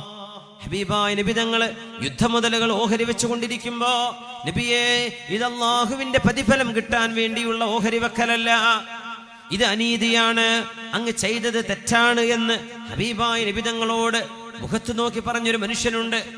ഉമർ തങ്ങൾ പറഞ്ഞു, നബിയേ, ഞാൻ അയാളുടെ തല വെട്ടട്ടെയോ എന്ന് ചോദിച്ചപ്പോഴാണ് ഉമർ തങ്ങളോട് റസൂലുള്ളാഹി തങ്ങൾ പറയുന്നു, ഉമറേ, നിങ്ങൾ എന്തറിയുന്നു? ഉമറേ, നിങ്ങൾക്കെന്തറിയാം? ഈ മനുഷ്യന്റെ വംശപരമ്പരയിലൂടെ ഒരു വിഭാഗം ആളുകൾ ലോകത്ത് വരും. യഖറഊനൽ ഖുർആൻ, അവരെ ഖുർആൻ ഓതും, നിസ്കരിക്കും. തഹ്ഖിറൂന സ്വലാതകും ഇലാ സ്വലാതിഹിം, ഒന്നുമല്ല അവരുടെ നിസ്കാരം കണ്ടാൽ, നിങ്ങളുടെ ഖുർആനോത്തൊന്നും ഒന്നുമല്ല അവരുടെ ഖുർആൻ പാരായണം കേട്ടാൽ. പക്ഷേ യംറുഖൂന മിനദ്ദീൻ മുറൂഖസ്സഹ്മി മിനർ റമിയ്യ, ഒരു വില്ലിൽ നിന്ന് അമ്പ് തെറിച്ചു പോകുന്ന പോലെ ദീനിൽ നിന്ന് അവർ തെറിച്ചു പോകും. അവർക്ക് നിസ്കാരമുണ്ട്, അവർക്ക് സ്വലാത്തുണ്ട്, ദിക്റുണ്ട്, പക്ഷേ അവർ ദീനിൽ നിന്ന് പുറത്തായിരിക്കും. ഉമറേ, അത് ഹബീബായ നബി തങ്ങളോട് അങ്ങ് നീതി ചെയ്തില്ല എന്ന് വിളിച്ചു പറഞ്ഞ ആളിന്റെ പിന്മുറക്കാരിൽ വരുന്നു എന്ന് ഹബീബുനാ റസൂലുള്ളാഹി സ്വല്ലല്ലാഹു അലൈഹി വസല്ലം ആ മനുഷ്യനെ ഉപദ്രവിക്കാൻ വിട്ടില്ല റസൂലുള്ളാഹി തങ്ങള് സ്വല്ലല്ലാഹു അലൈഹി വസല്ലം. ഉമർ എന്നവരോട് പറയുന്നു, ഉമറേ, അല്ലാഹു റസൂലിനോട് പറഞ്ഞത് ഖുദിൽ അഫ്വ, മാപ്പ് ചെയ്യണേ. വഉംറു ബിൽ ഉർഫി, നല്ലത് പറഞ്ഞു കൊടുക്കണേ. വഅരിദു അനിൽ ജാഹിലീൻ, വിവരമില്ലാത്ത ആളുകൾ വല്ലതും പറയുമ്പോ അതിനൊന്നും മറുപടി കൊടുക്കേണ്ടതില്ല, അതിനൊന്നും മറുപടി കൊടുക്കരുത് എന്ന് ഹബീബായ നബി തങ്ങളെ സ്വല്ലല്ലാഹു അലൈഹി വസല്ലം ഹബീബായ തങ്ങളെ അല്ലാഹു ഉപദേശിച്ചത് കണ്ടില്ലയോ ഉമറേ? അതുകൊണ്ട് നിങ്ങളും ആ ഉപദേശം സ്വീകരിക്കുക. ഇതങ്ങ് പറഞ്ഞപ്പോ ഫവല്ലാഹി മാ ജാവസഹാ ഉമറു ഹത്താ തലാഹാ അലൈഹി, ആ ആയത്തങ്ങ് ഓതിയപ്പോ ഉമർ എന്നവരുടെ ദേഷ്യം മടങ്ങുണ്ടായത്, പിന്നെ ഒന്നും ചെയ്തിട്ടില്ല. ഇങ്ങനെയാണ് വഇദാ മാ ഗളിബൂഹും യഗ്ഫിറൂൻ, മുഅ്മിനീങ്ങളുടെ സ്വഭാവം അങ്ങനെയാണത്രേ. വഇദാ മാ ഗളിബൂഹും യഗ്ഫിറൂൻ, ദേഷ്യപ്പെടുകയാണെങ്കിൽ കോപിക്കുകയാണെങ്കിൽ അവര് മാപ്പ് ചെയ്തു കൊടുക്കുന്നവരാണ്. വൽ കാളിമീനൽ ഗൈള വൽ ആഫീന അനിൻ നാസ് വല്ലാഹു യുഹിബ്ബുൽ മുഹ്സിനീൻ, ദേഷ്യം കടിച്ചിറക്കുന്ന ആളുകൾ. വൽ കാളിമീനൽ ഗൈള വൽ ആഫീന അനിൻ നാസ്, ജനങ്ങൾക്ക് മാപ്പ് ചെയ്തു കൊടുക്കുക. കാരണം പൊതുജനങ്ങളെ അറിവില്ലായ്മ കൊണ്ട് ചെയ്യുന്നവര്, എഴുതിവിടുന്നവര്, പോസ്റ്റർ ഉണ്ടാക്കുന്നവര്, ക്ലിപ്പുകൾ ഉണ്ടാക്കുന്നവര് വിവരമില്ലാത്ത മനുഷ്യരാണ്. വഅരിദ് അനിൽ ജാഹിലീൻ എന്ന് പറഞ്ഞ പോലെ ഇന്നല്ലാഹ വല്ലാഹു യുഹിബ്ബുൽ മുഹ്സിനീൻ, നിങ്ങളവിടെ തിന്മയെ തിന്മ കൊണ്ട് നേരിടരുത്, തിന്മയെ നന്മ കൊണ്ടാണ് നേരിടേണ്ടത് എന്ന് മഹാനായ റസൂലുള്ളാഹി തങ്ങളോട് പരിശുദ്ധ ഖുർആനിന്റെ ഉപദേശം. ഇത് സ്വീകരിക്കലാണ് വിവേകം രക്ഷപ്പെടുത്താനും നമ്മുടെ വികാരത്തെ കീഴ്പ്പെടുത്താനും ഏറ്റവും നല്ല മാർഗങ്ങളിൽ മൂന്നാമത്തേതാണ്. നാലാമത്തെ ഒരു പരിഹാരമുണ്ട്. ആ പരിഹാരം ആഖിറത്തിന്റെ വിഷയം ഓർക്കലാണ്. നാളെ പരലോകത്ത് അല്ലാഹു നൽകുന്ന പ്രതിഫലം മുഅ്മിനീങ്ങൾക്ക് ഇവിടെ ഒരു ദേഷ്യം കടിച്ചമർത്താൻ കഴിഞ്ഞാൽ നാളെ പരലോകത്ത് അല്ലാഹു പകരം നൽകുന്നത് എന്താണെന്ന് നമ്മൾ ഓർക്കണം. റസൂലുള്ളാഹി സ്വല്ലല്ലാഹു അലൈഹി വസല്ലം തങ്ങളുടെ കാലശേഷം ഖലീഫമാര് വന്നു, 4 ഖുലഫാഉർ റാഷിദുകളുടെ ശേഷം 5ാമത്തെ ഭരണാധികാരിയായി വന്നത് മഹാനായ മുആവിയ റളിയല്ലാഹു അൻഹു ആണ്. മുആവിയ ഇബ്നു അബീ സുഫിയാൻ. അവര് ഇസ്ലാമിന്റെ അവസാന കാലം എന്ന് പറഞ്ഞാൽ ഹബീബായ നബി തങ്ങളുടെ പ്രബോധന കാലഘട്ടത്തിന്റെ അവസാനത്തിൽ മക്ക വിജയം നടക്കുന്ന കാലത്ത് മുസ്ലിമായ ആളാണ് അബൂ സുഫിയാൻ ഇബ്നു ഹർബ് റളിയല്ലാഹു അൻഹു. അദ്ദേഹത്തിന്റെ മകനാണ് മുആവിയ റളിയല്ലാഹു അൻഹു. അവരൊക്കെ അവസാന കാലത്താണ് ഇസ്ലാമിലേക്ക് കടന്നു വരുന്നത്. പക്ഷേ ഇന്നൽ ഇസ്ലാമ യജുബ്ബു മാ കാന ഖബ്ലഹു, ഇസ്ലാമിലേക്ക് ഒരാൾ കടന്നു വന്നാൽ അതിന്റെ മുമ്പ് സംഭവിച്ചു പോയ എല്ലാ തെറ്റുകളും അല്ലാഹു മാപ്പ് ചെയ്യുമെന്ന് നബി തങ്ങൾ പറഞ്ഞിട്ടുണ്ട് സ്വല്ലല്ലാഹു അലൈഹി വസല്ലം. അന്ന് മിമ്പറിൽ കയറി നിൽക്കുന്നു മുആവിയ റളിയല്ലാഹു അൻഹു. മിമ്പറിൽ കയറി അധികാരമേറ്റ ഉടനെ, ഖലീഫയായി അവരോധിക്കപ്പെട്ട ഉടനെ മുആവിയ റളിയല്ലാഹു അൻഹു മിമ്പറിൽ കയറി ചോദിച്ചു, മൻ അഹഖു മിന്നാ ബിഹാദൽ അംരി ഫയുദ്ഹിറ ലനാ ഖർനഹു, ഈ അധികാരം ഖിലാഫത്ത് ഏറ്റെടുക്കാൻ എന്നെക്കാളും യോഗ്യനായ ആരെങ്കിലും ഇവിടെയുണ്ടോ? ഉണ്ടെങ്കിൽ അവരുടെ കൊമ്പൊന്ന് കാണട്ടെ എന്നാണ് ആ വാക്കിന്റെ അർത്ഥം. ആര് ചോദിച്ചു? മുആവിയ റളിയല്ലാഹു അൻഹു. അവർ സ്വഹാബിയാണ്. പക്ഷെ അങ്ങനെ ഒരു വാക്ക് വന്നുപോയി, മൻ അഹഖു മിന്നാ ബിഹാദൽ അംർ, ഈ ഖിലാഫത്തിന് ഞങ്ങളെക്കാളും യോഗ്യരായ ആരെങ്കിലും ഉണ്ടോ? ഫയുദ്ഹിറ ലനാ ഖർനഹു, അവരുടെ കൊമ്പൊന്ന് കാണട്ടെ. അലി റളിയല്ലാഹു അൻഹുവിന് ശേഷം ഖിലാഫത്ത് ഏറ്റെടുക്കാൻ യോഗ്യതയുള്ള ആള് മുആവിയ എന്ന ഞാനല്ലാതെ വേറെ ആരെങ്കിലും ഉണ്ടോ എന്ന ഒരു അഭിമാനത്തിന്റെ വാക്കാണ് വന്നത്. സദസ്സിലിരിക്കുന്നുണ്ട് ഉമർ എന്നവരുടെ മകൻ അബ്ദുല്ലാഹി ഇബ്നു ഉമർ റളിയല്ലാഹു അൻഹുമാ. ആ സദസ്സിലുണ്ട്. അബ്ദുല്ലാഹി ഇബ്നു ഉമർ എന്നവര് ഹബീബിന്റെ മുത്തബിഉസ് സുന്നയാണ്. ഹബീബിന്റെ സുന്നത്തിനെ അങ്ങനെ പിൻപറ്റിയ സ്വഹാബിയാണ്. മക്കയിലാണ് ഖബറുള്ളത്. മക്ക ഹറമിന്റെ തൊട്ടടുത്ത് ശുഹദ എന്ന് പറയുന്ന മക്കയിൽ ഒരു പ്രദേശമുണ്ട്, ശുഹദ. അവിടെയാണ് ഇബ്നു ഉമർ റളിയല്ലാഹു അൻഹുവിന്റെ മഖാമുള്ളത്. അവിടെ സിയാറത്ത് ചെയ്യാൻ അല്ലാഹു തൗഫീഖ് നൽകി. നമുക്കെല്ലാം അല്ലാഹു അതിന് അവസരം നൽകട്ടെ. മഹാനായ ഹബീബായ തങ്ങളുടെ സ്വഹാബി, ഞാൻ മരണപ്പെട്ടാൽ എൻ്റെ ഖബറിന്റെ അരികത്ത് വന്ന് ഖുർആൻ പാരായണം ചെയ്യണേ എന്ന് വസിയത്ത് ചെയ്ത സ്വഹാബിയാണ് മഹാനായ അബ്ദുല്ലാഹി ഇബ്നു ഉമർ റളിയല്ലാഹു അൻഹുമാ. ആ സ്വഹാബി ഖുതുബ നടക്കുമ്പോൾ സദസ്സിലുണ്ട്. മഹാനായ അബ്ദുല്ലാഹ് ഇബ്നു ഉമർ എന്നവർക്ക് ദേഷ്യം വരികയാണ്. കാരണം തന്റെ പിതാവ് ഉമർ ഇബ്നുൽ ഖത്താബ് റളിയല്ലാഹു അൻഹുവിന്റെ ഭരണം കണ്ട് പരിചയിച്ച ഒരു മകൻ, ഉമർ റളിയല്ലാഹു അൻഹുവിന്റെ കൂടെ നിഴല് പോലെ ജീവിച്ച ഒരു മഹാൻ. ആ മഹാൻ അറിയാം എങ്ങനെയാണ് ഭരണം നടത്തേണ്ടതെന്ന്.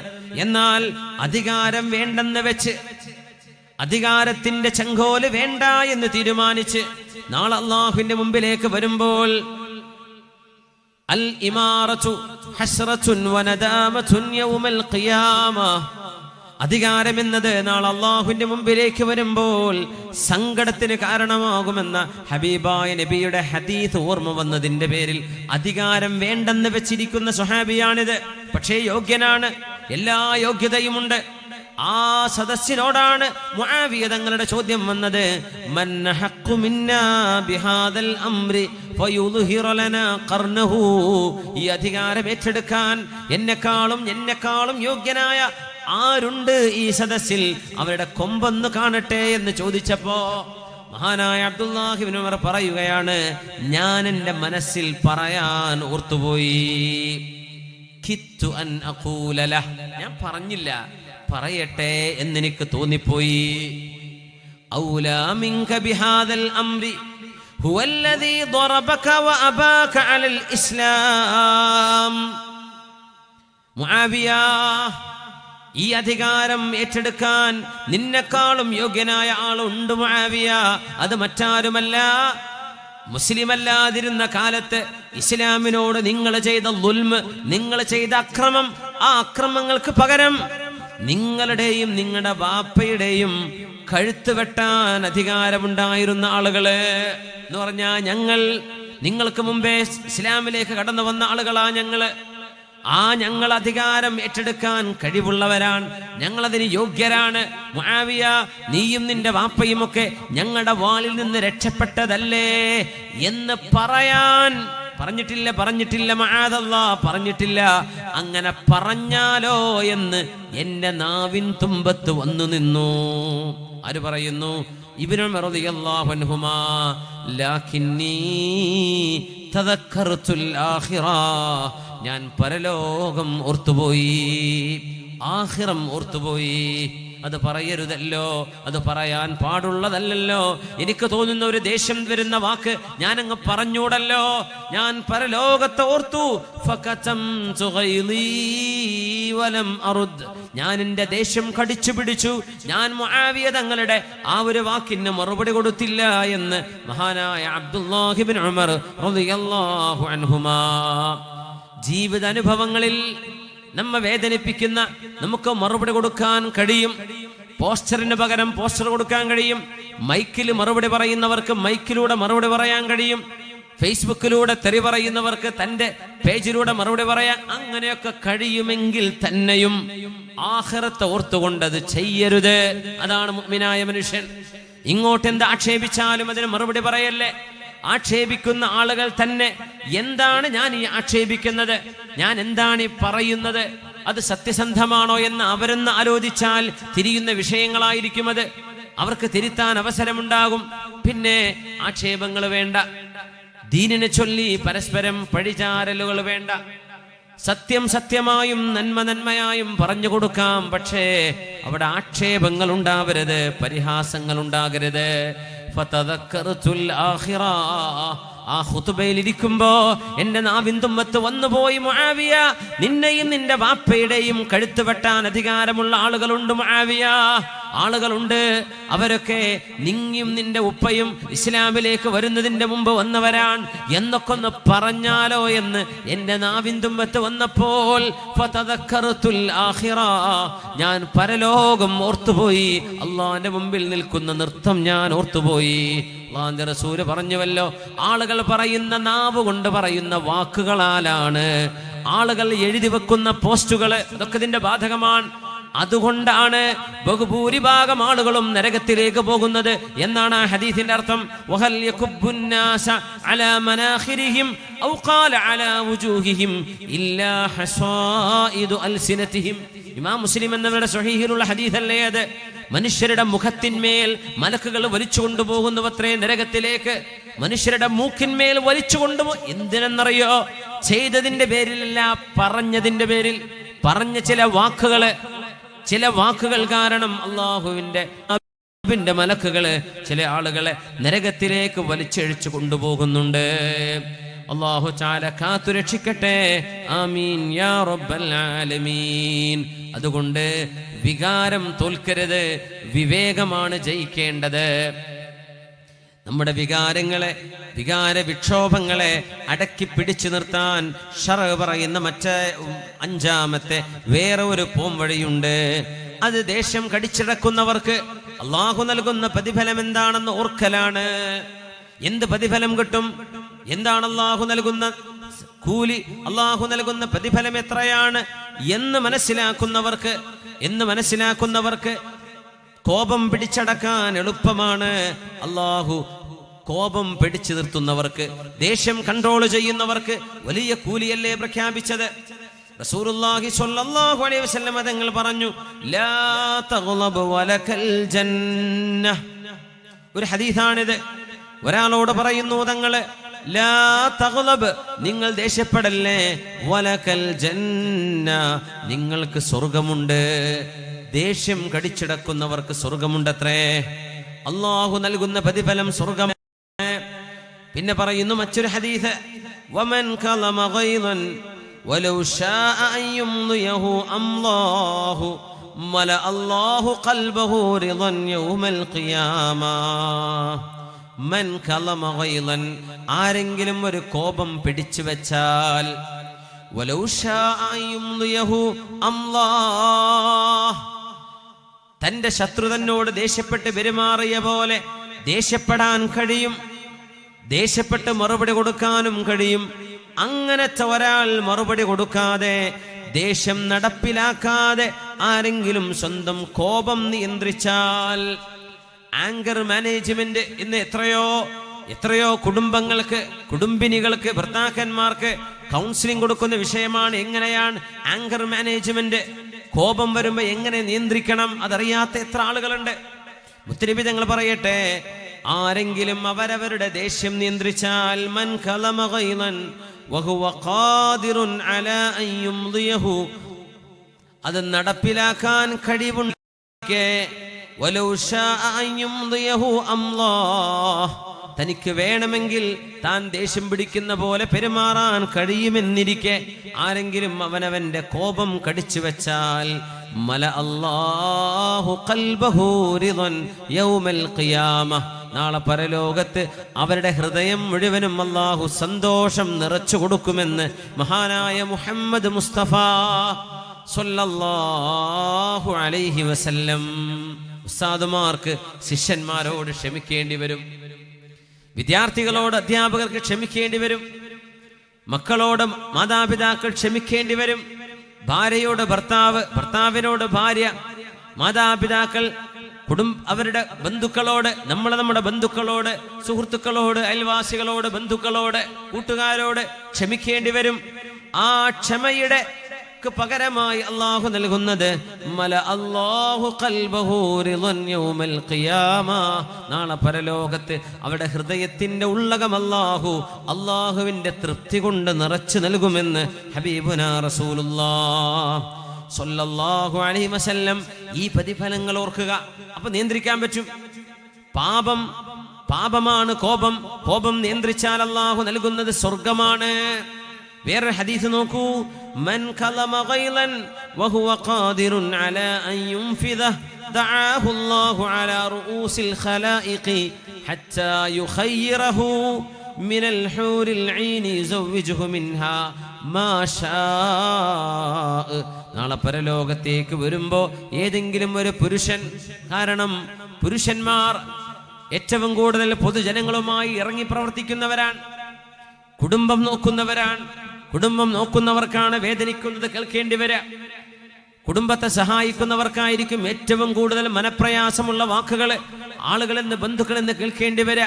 അതെല്ലാം അല്ലാഹുവിന് വേണ്ടി ക്ഷമിക്കുക, മറുപടി കൊടുക്കാൻ കഴിയും, തിരിച്ചതുപോലെ പ്രവർത്തിക്കാൻ കഴിയും. പക്ഷേ നമ്മളത് ചെയ്യല്ലേ.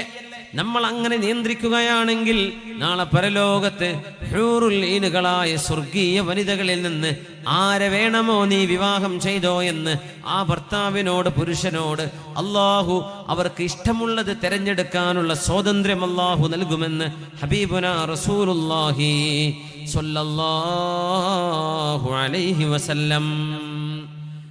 വികാര നിയന്ത്രണം, നമ്മുടെ വിക്ഷോഭങ്ങളെ നിയന്ത്രിക്കേണ്ടത് സത്യവിശ്വാസിയുടെ സ്വഭാവ ഗുണമാണ്. അതുകൊണ്ടാ തങ്ങൾ പറയുന്നത് സ്വല്ലല്ലാഹു അലൈഹി വസല്ലം, ഇന്ന അസ്ഖല മാ യൂദഉ ഫിൽ മീസാനി ബഅദ തഖ്വല്ലാഹി ഹുസ്നുൽ ഖുലുഖ്. അല്ലാഹുവിന്റെ നാളത്തെ തുലാസിൽ മനുഷ്യരുടെ കർമ്മങ്ങൾ തൂക്കി നോക്കുന്ന അല്ലാഹുവിന്റെ തുലാസിൽ തഖ്വ കഴിഞ്ഞാൽ പിന്നെ ഏറ്റവും നല്ല ഭാരമുള്ള കർമ്മം ഹുസ്നുൽ ഖുലുഖി, ഒരു മനുഷ്യന്റെ സൽസ്വഭാവമാണെന്ന് മുത്തു റസൂലുള്ളാഹി സ്വല്ലല്ലാഹു അലൈഹി വസല്ലം. ആറാമതായി, ഈ കോപം കൊണ്ട് നമ്മുടെ വികാരം നിയന്ത്രിക്കാൻ കഴിയാത്തത് കൊണ്ടുണ്ടാകുന്ന അപകടങ്ങൾ എന്തൊക്കെയാണ്? ഇത് മനസ്സിലാക്കുന്നവർക്ക് കോപം നിയന്ത്രിക്കാൻ കഴിയും. എത്രയോ ഭാര്യമാർ ഭർത്താക്കന്മാരുടെ അടിയും പിടിയും ചവിട്ടും തൊഴുതും കൊണ്ട് വളരെ വിഷമിച്ച് ജീവിക്കുന്നവരുണ്ട്. ശരീരമാസകലം ചതഞ്ഞു പോകുന്ന വിധത്തിൽ ചവിട്ടുകയും മെതിക്കുകയും ചെയ്യുന്ന ഭ്രാന്തന്മാരായ ദേശക്കാരുണ്ട് പുരുഷന്മാരിൽ. മുത്തുനബി തങ്ങളുടെ വീടിന്റെ ചുറ്റും, ഹബീബായ നബി തങ്ങളുടെ വീടിന് ചുറ്റും ഒരുപാട് കുടുംബിനികൾ വന്ന് കാത്തുനിന്നു. നബിയേ, ഹബീബായ നബിയേ, വല്ലാത്തി തഖാഫൂന മിൻഹുന്ന നുശൂസാ, നിങ്ങളുടെ ഭാര്യമാർ നിങ്ങൾ അനുസരിക്കാതിരിക്കുകയും വിധേയത്വം കാണിക്കാതിരിക്കുകയും ചെയ്യുന്നവരോട് ശിക്ഷണ മുറകളുടെ ഭാഗമായി മിസ്വാക്ക് കൊണ്ട്, അറാഖിന്റെ കോലുകൊണ്ട്, വളരെ കട്ടിയില്ലാത്ത ചെറിയ മിസ്വാക്ക് കൊണ്ട് അവരെ ചെറുതായി അടിക്കാൻ ശറഅ് അനുവദിക്കുന്ന പ്രഖ്യാപനം വന്നപ്പോ പുരുഷന്മാർ ഹബീബിന്റെ കാലത്ത് അതിനർത്ഥം മനസ്സിലാക്കാതെ പെണ്ണുങ്ങളെ മുഴുവനും കൈകൊണ്ട് മുഖത്തടിക്കുകയും വടിയെടുത്തടിക്കുകയും ചെയ്ത് ഒരുപാട് പെണ്ണുങ്ങൾ ഹബീബിനോട് വന്ന് പറഞ്ഞു, നബിയേ, അങ്ങ് പറഞ്ഞ ആശയം മനസ്സിലാക്കാതെ, വേണ്ട വിധം ഉൾക്കൊള്ളാതെ നബിയെ, ഞങ്ങളുടെ ഭർത്താക്കന്മാർ ഞങ്ങളെ വല്ലാണ്ട് അടിച്ചു നബിയെ, ഞങ്ങളെ പ്രഹരിച്ചിട്ടുണ്ട്, വളരെ ഞങ്ങളെ വിഷമിപ്പിച്ചിട്ടുണ്ട് നബിയെ. സ്ത്രീകളിൽ പലർക്കും മുറിവുണ്ട് ദേഹത്ത്. ഹബീബായ നബി തങ്ങൾ പള്ളിയിലേക്ക് കയറി ചെന്ന് സ്വഹാബത്തിനെ മുഴുവനും ഒരുമിച്ച് കൂട്ടിയിട്ട് പറഞ്ഞു, ലഖദ് ത്വാഫ ബിബൈതി മുഹമ്മദിൻ, റസൂലുള്ളാഹിന്റെ വീടിന്റെ ചുറ്റും എത്രയോ പെണ്ണിസാഉൻ, ഒരുപാട് പെണ്ണുങ്ങൾ വന്ന് ചുറ്റിയിട്ടുണ്ട്. ഒരുപാട് പെണ്ണുങ്ങൾ എന്നോട് പരാതി പറയാൻ വന്നു അവരുടെ ഭർത്താക്കന്മാരെ കുറിച്ച്. വമാ ഉലൈക ബിഖൈരിക്കും, ആ പെണ്ണുങ്ങൾ അടിച്ച ഒരു ഭർത്താവും നിങ്ങളിൽ നല്ലവരല്ല. പെണ്ണുങ്ങളെ പ്രഹരിച്ചവരെ, പെണ്ണുങ്ങളെ ഭാര്യമാരെ അടിച്ചവരെ നിങ്ങളിൽ നല്ലവരല്ല എന്ന് റസൂലുള്ളാഹി സ്വല്ലല്ലാഹു അലൈഹി വസല്ലം തങ്ങൾ വളരെ ശക്തമായ ഭാഷയിൽ ആ പുരുഷന്മാരോട് നിയന്ത്രണം ചെയ്യാൻ പറഞ്ഞിട്ടുണ്ട്, അടിക്കരുത് എന്ന് പറഞ്ഞിട്ടുണ്ട് സ്വല്ലല്ലാഹു അലൈഹി വസല്ലം. മഹാനായ അൽഖമത്ത് ഇബ്നു വാഇൽ റളിയല്ലാഹു അൻഹുവിന്റെ വാപ്പ അവർക്ക് പറഞ്ഞു കൊടുത്തൊരു അനുഭവം പറയുന്നുണ്ട്. ഞാൻ അല്ലാഹുവിന്റെ റസൂലിന്റെ അരികത്ത് ഇങ്ങനെ ഇരിക്കുകയാണ്. സ്വഹീഹ് മുസ്ലിമിൽ ഇമാം മുസ്ലിം എന്നവർ കൊണ്ടുവന്ന ഹദീസാണിത്. ഇന്നി ലഖാഇദുൻ മഅൻ നബി സ്വല്ലല്ലാഹു അലൈഹി വസല്ലം, ഞാൻ ഹബീബിന്റെ കൂടെ ഇരിക്കുമ്പോൾ ഇദ് ജാഅ റജുലുൻ യഖൂദു ആഖറ ബിനസബ, ഒരാൾ മറ്റൊരാളെ കഴുത്തിൽ കയറും വെച്ച് വലിച്ചു കൊണ്ടുവരുന്നുണ്ട്. കഴുത്തിൽ കയറിട്ടിട്ട് ഒരാളെ വലിച്ചു കൊണ്ടുവരികയാണ്. റസൂലുള്ളാഹി സ്വല്ലല്ലാഹു അലൈഹി വസല്ലം തങ്ങളോട് ആ കൊണ്ടുവരുന്ന ആള്, കൊണ്ടുവരപ്പെടുന്ന വേറൊരുത്തൻ, ഒരാളുടെ കഴുത്തിൽ കയറ്, ആ കയറും പിടിച്ചിട്ട് വേറെ ഒരുത്തൻ അല്ലാഹുവിന്റെ റസൂലിന്റെ മുമ്പിലേക്ക് വരുന്ന രംഗം ഹദീസ് സ്വഹീഹ് മുസ്ലിമിൽ കാണാൻ കഴിയും. അദ്ദേഹം വന്ന് നബിയോട് പറയുന്നു, യാ റസൂലല്ലാഹ്, അല്ലാഹുവിന്റെ റസൂലേ, ഹാദാ ഖതല അഖീ, എന്റെ സഹോദരനെ കൊന്നവനാണ് നബിയെ ഇയാൾ. എന്റെ സഹോദരനെ കൊന്ന് ഒളിച്ചിരിക്കുകയായിരുന്നു, ഞാൻ അവനെ തിരിച്ചു കൊല്ലാൻ വേണ്ടി പിടിച്ചുകൊണ്ടുവന്നിരിക്കുക നബിയെ. എന്റെ സഹോദരന്റെ ഘാതകനാണിവൻ, എന്റെ അനുജനെ കൊന്നവനാണിവൻ. അപ്പൊ കൊന്ന ആളെ, കൊലയാളിയെയാണ് കഴുത്തിൽ കയറും വെച്ച് കൊണ്ടുവന്നിരിക്കുന്നത്. ഹാദാ ഖതല അഖീ. ആ ഘാതകനോട് നബി തങ്ങൾ ചോദിച്ചു, അഖതൽതഹു, നിങ്ങൾ അയാളെ കൊന്നോ എന്ന് ചോദിച്ചു. ഇയാൾ പറയുന്നത് ശരിയാണോ? ഇദ്ദേഹത്തിന്റെ സഹോദരനെ നിങ്ങൾ കൊന്നോ? അപ്പൊ ആ സഹോദരൻ പറഞ്ഞു, പൊന്നാര നബിയെ, അവനെങ്ങാനും കൊന്നിട്ടില്ല എന്ന് പറയുകയാണെങ്കിൽ അഖംതു അലൈഹിൽ ബയ്യിന, അവനെതിരെ ഞാൻ തെളിവ് സമർപ്പിക്കും നബിയെ, എനിക്ക് തെളിവ് സമർപ്പിക്കാൻ കഴിയും. അവനെങ്ങാനും അത് നിഷേധിക്കുകയാണെങ്കിൽ അവനെതിരിൽ ഞാൻ തെളിവ് സമർപ്പിക്കും നബിയെ. റസൂലുള്ളാഹി സ്വല്ലല്ലാഹു അലൈഹി വസല്ലം ചോദിച്ചു, അഖതൽതഹു, നീ ഇവന്റെ സഹോദരനെ കൊന്നടോ? നീ കൊന്നോ? നീ അവനെ വധിച്ചു കളഞ്ഞോ? ആ മനുഷ്യൻ തലതാഴ്ത്തി പറഞ്ഞു, നഅം ഖതൽതുഹു, നബിയെ, ഞാൻ ഇവന്റെ സഹോദരനെ കൊന്നു കളഞ്ഞിട്ടുണ്ട്. തങ്ങൾ ചോദിച്ചു, കൈഫ ഖതൽത, കൈഫ ഖതൽത, എങ്ങനെയാ നിങ്ങൾ കൊന്നത്? എന്തിനാ കൊന്നത്? എന്തായിരുന്നു വിഷയം? എന്തിനാ കൊന്നത്? നോക്കണം, നിസ്സാര വിഷയങ്ങള്, നമ്മുടെ നാടുകളിലൊക്കെ അടിപിടി നടക്കുന്ന വിഷയങ്ങളുണ്ടല്ലോ, നിസ്സാര വാക്കുതർക്കങ്ങള്, മഹല്ലുകളിൽ, പള്ളികളിൽ, മിമ്പറിൽ, മെഹ്റാബിൽ അടിപിടിയും പ്രശ്നങ്ങളും നടക്കുന്നില്ലേ? നോക്കണം, ദേഷ്യം വരുന്ന ആളുകള്, ചില സംഘടനകളിൽ മുഴുവൻ ഹൈ ടെമ്പറേച്ചറിന്റെ ആളുകളെ കാണാൻ കഴിയും. ഏത് നേരവും പ്രഷർ, മുഖത്ത് നോക്കിയാൽ മനസ്സിലാവും ഇവൻ ഏതാ പാർട്ടിക്കാരനാണെന്ന്. മുഖം കണ്ടാൽ മനസ്സിലാവും. എപ്പോഴും ടെമ്പർ, എപ്പോഴും ദേഷ്യം, മുഖമാകെ ചുവന്ന് തൊടുത്ത്, ആരോടും ഒരു വികാരം, ആരോടും ഒരു ദേഷ്യം, എന്തോ ഒരു പകരം വിട്ടാൻ നടക്കുന്ന പോലെ ചില ആളുകളുടെ മുഖം തന്നെ അങ്ങനെയാണ്. എത്ര വലിയ ദൗർഭാഗ്യകരമാണത്. മുഴുവൻ സമയം പ്രഷർ, എപ്പോഴും ദേഷ്യക്കാര്. ഒരു നാട്ടിലെ ദേഷ്യക്കാര് മുഴുവൻ ഒരുമിച്ച് കൂടുകയാണെങ്കിൽ പക്ഷേ അവർക്ക് പോകാൻ പറ്റുന്ന സംഘടനകൾ ഇന്ന് കേരളത്തിലുണ്ട്. എത്ര വലിയ ദുരന്തമാണത്. ദേഷ്യം, സർവത്ര ദേഷ്യം, പക, വിദ്വേഷം, വൈരാഗ്യം. നമ്മുടെ മഹല്ലുകളും ചുറ്റുപാടുകളും തകർന്നു പോകാൻ. ആളുകൾ സംഘട്ടനത്തിൽ, വൈരാഗ്യത്തിൽ, അടിയും പിടിയും. ആർക്ക് വേണ്ടി ഇതൊക്കെ? എന്തിനിതൊക്കെ ചെയ്യണം? ഒന്ന് സമാധാനിക്കുന്ന, സമാധാനമുള്ള മുഖം പോലും കാണാൻ കഴിയാത്ത വിധം എപ്പോഴും എപ്പോഴും ദേഷ്യത്തിൽ പെരുമാറുന്ന ആളുകള് ചെയ്യല്ലേ അങ്ങനെ. അങ്ങനെയൊന്നും പെരുമാറല്ലേ. ഏത് നേരവും പിരികയറ്റി വിടുന്ന ആളുകൾ പിന്നാലെ കാണും. അങ്ങനെ ഇവരെ മുഴുവൻ സ്ക്രൂ വെച്ച് കയറ്റുകയാണ്, ദേഷ്യപ്പെടുത്തി പകരം വീട്ടാൻ, സമരം ചെയ്യാൻ, ഒച്ചവെക്കാൻ, ബഹളമുണ്ടാക്കാൻ. ആരും അതിനടിമപ്പെടരുത്. മുത്തുനബി തങ്ങൾ പറയുന്ന ഈ ഹദീസ് ദേഷ്യം നിയന്ത്രിക്കാനുള്ള ഉപദേശമാണ്. അതിലെ 6ാമത്തെ ഉപദേശമാണ് നമ്മൾ പറയുന്നത്. ദേഷ്യം കൊണ്ടുണ്ടാകുന്ന ദുരന്ത ഫലങ്ങൾ നമ്മൾ ഓർക്കണം. ദേഷ്യം കൊണ്ടുണ്ടാകുന്ന ദുരന്ത ഫലം. മുത്തുനബി തങ്ങളുടെ മുമ്പിലേക്ക് തോളിൽ കഴുത്തിൽ കയറ് വെച്ച് ഒരാൾ കൊണ്ടുവന്ന് കിടത്തിയിരിക്കുന്നു ഹബീബിന്റെ മുമ്പിൽ. നബിയേ, എന്റെ സഹോദരനെ നിഷ്ഠൂരമായി കൊന്നവനാണവൻ, നീ കൊന്നോ? കൈഫ ഖതൽതഹു, എന്തേ നീ ഇയാളുടെ സഹോദരനെ കൊല്ലാൻ കാരണമെന്ന് ചോദിച്ചപ്പോഴാണ് നിസ്സാര വിഷയം, നിസ്സാര വിഷയം.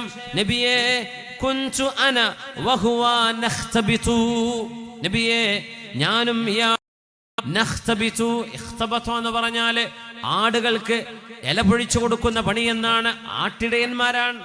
ആടുകൾക്ക് ഇല പൊഴിച്ചു കൊടുക്കാൻ ഞാനും ഇയാളുടെ കൊല്ലപ്പെട്ട സഹോദരനും ആടുകൾക്ക് ഇലകൾ പൊഴിച്ചുകൊണ്ടിരിക്കുന്ന സമയത്ത്, ആ സമയത്ത് മിൻ ഷജറത്തിൻ കുൻതു അന വഹുവ നഖ്തബിതു മിൻ ഷജറത്തിൻ, ഞങ്ങളുടെ ആടുമാടുകൾക്ക് വേണ്ടി ഒരു മരത്തിൽ നിന്ന് ഞങ്ങൾ ഇല പൊഴിച്ചുകൊണ്ടിരിക്കുമ്പോൾ ഫസബ്ബനി, ഇവൻ എന്നെ ചീത്ത വിളിച്ചു, ഇയാളുടെ സഹോദരൻ. ഫഅഗ്ളബനി, അവൻ എന്നെ ദേഷ്യം പിടിപ്പിച്ചു. ചെറിയ മക്കൾക്കുണ്ട് ആ പരിപാടി. സ്കൂളിലൊക്കെ കൊച്ചു മക്കൾ അങ്ങോട്ടും ഇങ്ങോട്ടും വെറുതെ അവൻ ഇവന്റെ വാപ്പാനെ പറയും, ഇവന്റെ ഉമ്മാനെ പറയും, കുടുംബത്തെ പറയാം. ഉമ്മയും വാപ്പയും എന്ത് തെറ്റ് ചെയ്ത മക്കളെ? എന്തിന് ഉമ്മയെ പറയണം, എന്തിന് വാപ്പയെ പറയണം? നിസ്സാര വിഷയങ്ങൾ പറഞ്ഞ് അടിപിടിയും ബഹളങ്ങളും ഉണ്ടാകുന്നത് നോക്കണേ. ഒരാടിന് ഇല പൊഴിച്ചുകൊണ്ടിരിക്കുമ്പോ ഈ കൊല്ലപ്പെട്ട മനുഷ്യൻ കൊന്ന കൊലയാളിയോട് സബ്ബ, അയാളെ തെറി വിളിച്ചു, ദേഷ്യപ്പെട്ടു, മോശമായ വാക്കുകൾ പറഞ്ഞു. ഫഅഗ്ളബനി,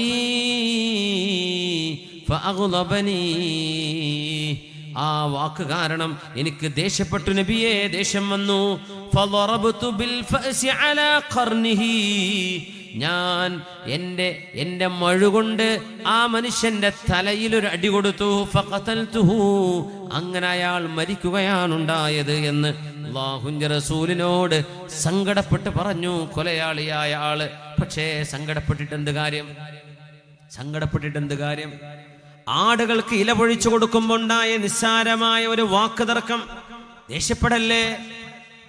വികാരമല്ല ജയിക്കേണ്ടത്, വിവേകമാണ് ജയിക്കേണ്ടത്. നമ്മുടെ നാട്, പ്രത്യേകിച്ച് നമ്മുടെ കാസർഗോഡ് ജില്ലയിലെ പല ഭാഗങ്ങളിലും വർഗീയമായ സംഘടനകൾ വളരെ പെട്ടെന്ന് ആരെങ്കിലും അങ്ങനെ പറഞ്ഞോലോ എന്നാ മറുപടി കൊടുക്കാം, എന്നാ കാണിച്ചു കൊടുക്കാം. ശാന്തമായിരിക്കെ ആലിമീങ്ങളോട് ഡിസ്കസ് ചെയ്യ്. മഹാന്മാരായ പണ്ഡിതന്മാരുടെ നിർദ്ദേശങ്ങൾ എന്തെന്ന് സ്വീകരിച്ചോ. നമ്മൾ അങ്ങാടിയിൽ 4-5 ചെറുപ്പക്കാർ കൂടിയിരുന്ന് നമ്മളങ്ങ് തീരുമാനമെടുക്കുകയും അങ്ങ് ഇറങ്ങി പുറപ്പെടുകയും ചെയ്താൽ നാടിന്റെ സുരക്ഷിതത്വം എന്താവും? ഈ നാടിന്റെ നിയമം എന്താകും? ഇവിടുത്തെ നിയമ സംവിധാനങ്ങളില്ലേ? രാജ്യത്തിന്റെ നിയമങ്ങളില്ലേ? ആളുകൾ നിയമം കയ്യിലെടുക്കാൻ പാടുള്ളതോ? ആളുകളാണോ തിന്മകൾക്ക് ശിക്ഷ കൊടുക്കേണ്ടത്? അതല്ല ഇവിടുത്തെ കോടതിയല്ലേ? ആളുകൾ നിയമം കയ്യിലെടുക്കരുത്.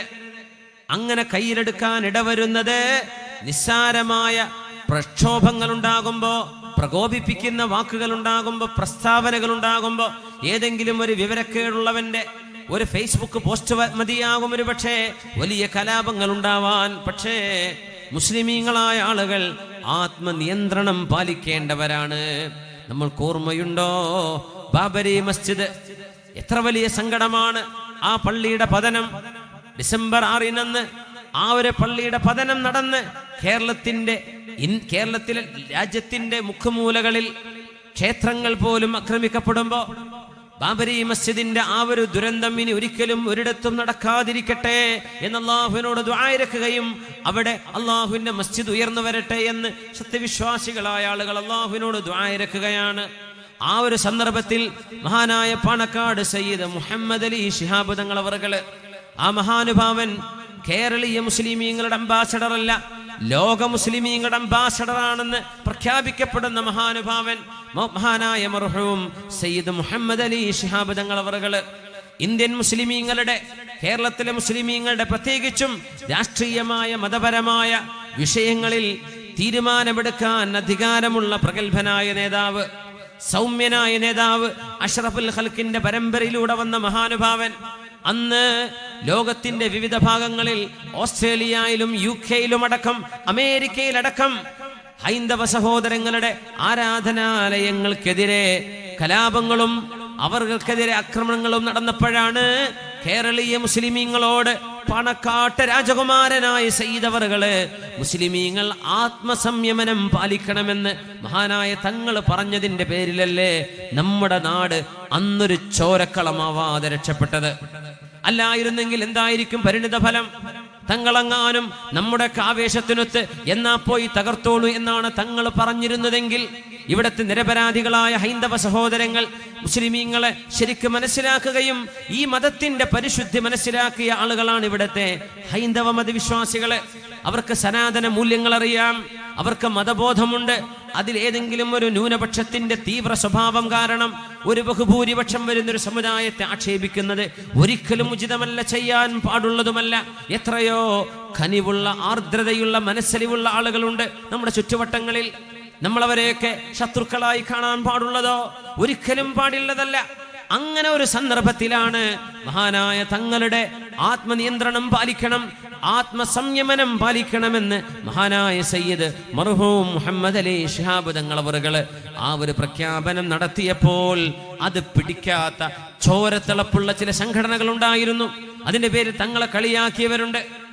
ഈ ഉമ്മത്തിനെ താരാട്ട് പാട്ടുപാടി ആട്ടുകയാണ് എന്ന് പറഞ്ഞ് മഹാനായ തങ്ങളുടെ ഏറ്റവും നല്ല വിവേകമുള്ള തീരുമാനത്തെ അവഹേളിച്ച ആളുകൾ ഉണ്ടായിരുന്നു. പക്ഷേ അവരൊക്കെ അതിന്റെ പരിണിത ഫലം ഇന്ന് അനുഭവിച്ചുകൊണ്ടിരിക്കുകയാണ്. നമ്മൾ അറിയണ്ടേ, ദേഷ്യം കടിച്ചിറക്കാനുള്ളതാണ്. അടിമയായി പ്രവർത്തിക്കരുത്. മഹാനായ തങ്ങളെങ്ങാനും അത് പ്രഖ്യാപിച്ചില്ലായിരുന്നുവെങ്കിൽ എന്താകുമായിരുന്നു നമ്മുടെ രാജ്യത്തിന്റെ അവസ്ഥയെന്ന് നമ്മളൊരു ദിവസം ഓർത്തു നോക്കിയിട്ടുണ്ടോ? അങ്ങാടിപ്പുറം ക്ഷേത്രം പെരിന്തൽമണ്ണയിലാണത്. ആ ക്ഷേത്രത്തിന്റെ വാതിലുകൾക്ക് തീ പിടിച്ചു എന്ന് കേട്ടപ്പോ അതാരെങ്കിലും ഈ സമുദായത്തിലോ വേറെ ഏതെങ്കിലും സമുദായത്തിലോ പെട്ട ആളുകളെങ്ങാനും അത് ചെയ്തതാണെങ്കിൽ അതൊരു വർഗീയ കലാപമായി, ഒരു വലിയ പ്രശ്നമായി അവിടെ ഉടലെടുക്കുമെന്ന് കണ്ടതിന്റെ പേരിൽ വിശ്രമ ജീവിതത്തിൽ വിശ്രമിച്ചിരിക്കുന്ന ചികിത്സ കഴിഞ്ഞിരിക്കുന്ന മഹാനായ സയ്യിദ് മുഹമ്മദ് അലി ശിഹാബ് തങ്ങളല്ലയോ നിയമപാലകർ പോലും ഓടിയെത്തുന്നതിന്റെ മുമ്പായിട്ട് ആ ക്ഷേത്ര കവാടത്തിങ്കിലേക്ക് ചെന്നിട്ട് ആ പ്രശ്നം രമ്യമായി പരിഹരിച്ച മഹാനായ തങ്ങള്. ഇതൊക്കെ നമുക്ക് മറക്കാൻ കഴിയുമോ? ഇത് മറക്കാൻ കഴിയുമോ? أنتم الطلقاء لا تثريب عليكم اليوم يغفر الله لكم وهو أرحم الراحمين എന്ന യൂസുഫ് നബി അലൈഹിസ്സലാമിന്റെ ആ ഒരു വചനങ്ങളെ അന്വർത്ഥമാക്കി കഅബാലയത്തിന്റെ ചുമരുകളിൽ ചാരി നിന്ന് കഅബാലയത്തിന്റെ വാതിൽ രണ്ട് കൈയും പിടിച്ചിട്ട് മുത്തനബി തങ്ങൾ ആക്രമിച്ചവരോട്, ഹബീബായ നബി തങ്ങൾ ആട്ടിയോടിച്ചവരോട്, ഹബീബായ നബി ഞങ്ങളുടെ ചുമലിൽ ഒട്ടകത്തിന്റെ ചീഞ്ഞു നാറിയ കുടൽമാലകൾ കൊണ്ടുവന്ന് ചാർത്തി വെച്ചവരോട് നിങ്ങളെയൊക്കെ ഞാൻ എന്ത് ചെയ്യുമെന്നാ നിങ്ങൾ വിചാരിച്ചത് എന്ന് ചോദിക്കുകയും ഇദ്ഹബൂ അൻതുമുത്തുലഖാ, നിങ്ങൾ പൊയ്ക്കോളൂ മക്കയിലെ മുശ്രിക്കുകളോട്, ഇസ്ലാമിന്റെ ശത്രുക്കളോട് നിങ്ങൾ പൊയ്ക്കോളൂ, നിങ്ങൾക്ക് ഞാൻ മാപ്പ് തന്നിരിക്കുന്നു. ലാ തസ്രീബ അലൈക്കുമുൽ യൗം, നിങ്ങളോടൊന്ന് പ്രതികാരമില്ല, ഞാൻ പ്രതികാരം ചോദിക്കൂല. വേണമെങ്കിൽ 10,000 സ്വഹാബികളുമായി 10,000 സൈന്യവുമായി വന്ന നബി തങ്ങൾ 10,000 യോദ്ധാക്കളോട് ഏതെങ്കിലും ഒരു വിരലക്കിയാൽ മക്കയിലെ മുഴുവൻ മുശ്രിക്കുകളെയും വെട്ടിനുറുക്കാൻ കഴിവുള്ള ആർജവമുള്ള സ്വഹാബിമാരുണ്ടായിരിക്കുകയാണ്. അപ്പോഴാണ് നബി ഞങ്ങൾ ഇത് പറഞ്ഞത്.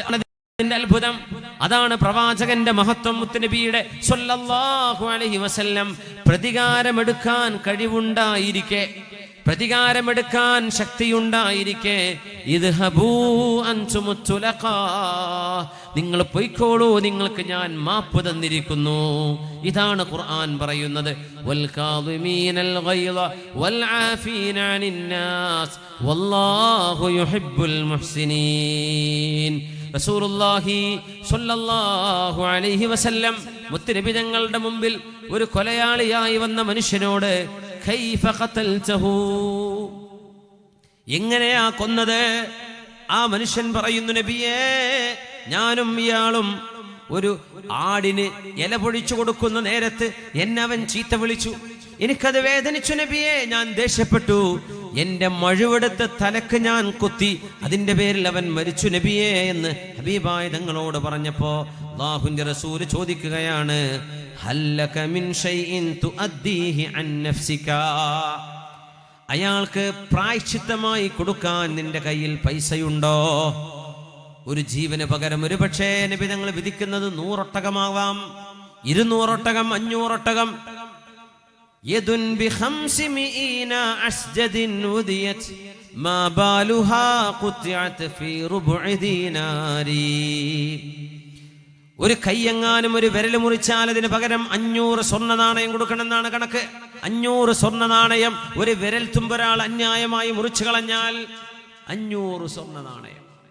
ഒരു മനുഷ്യന്റെ ജീവൻ എടുത്താൽ എത്രയായിരിക്കും അതിന്റെ കണക്ക്?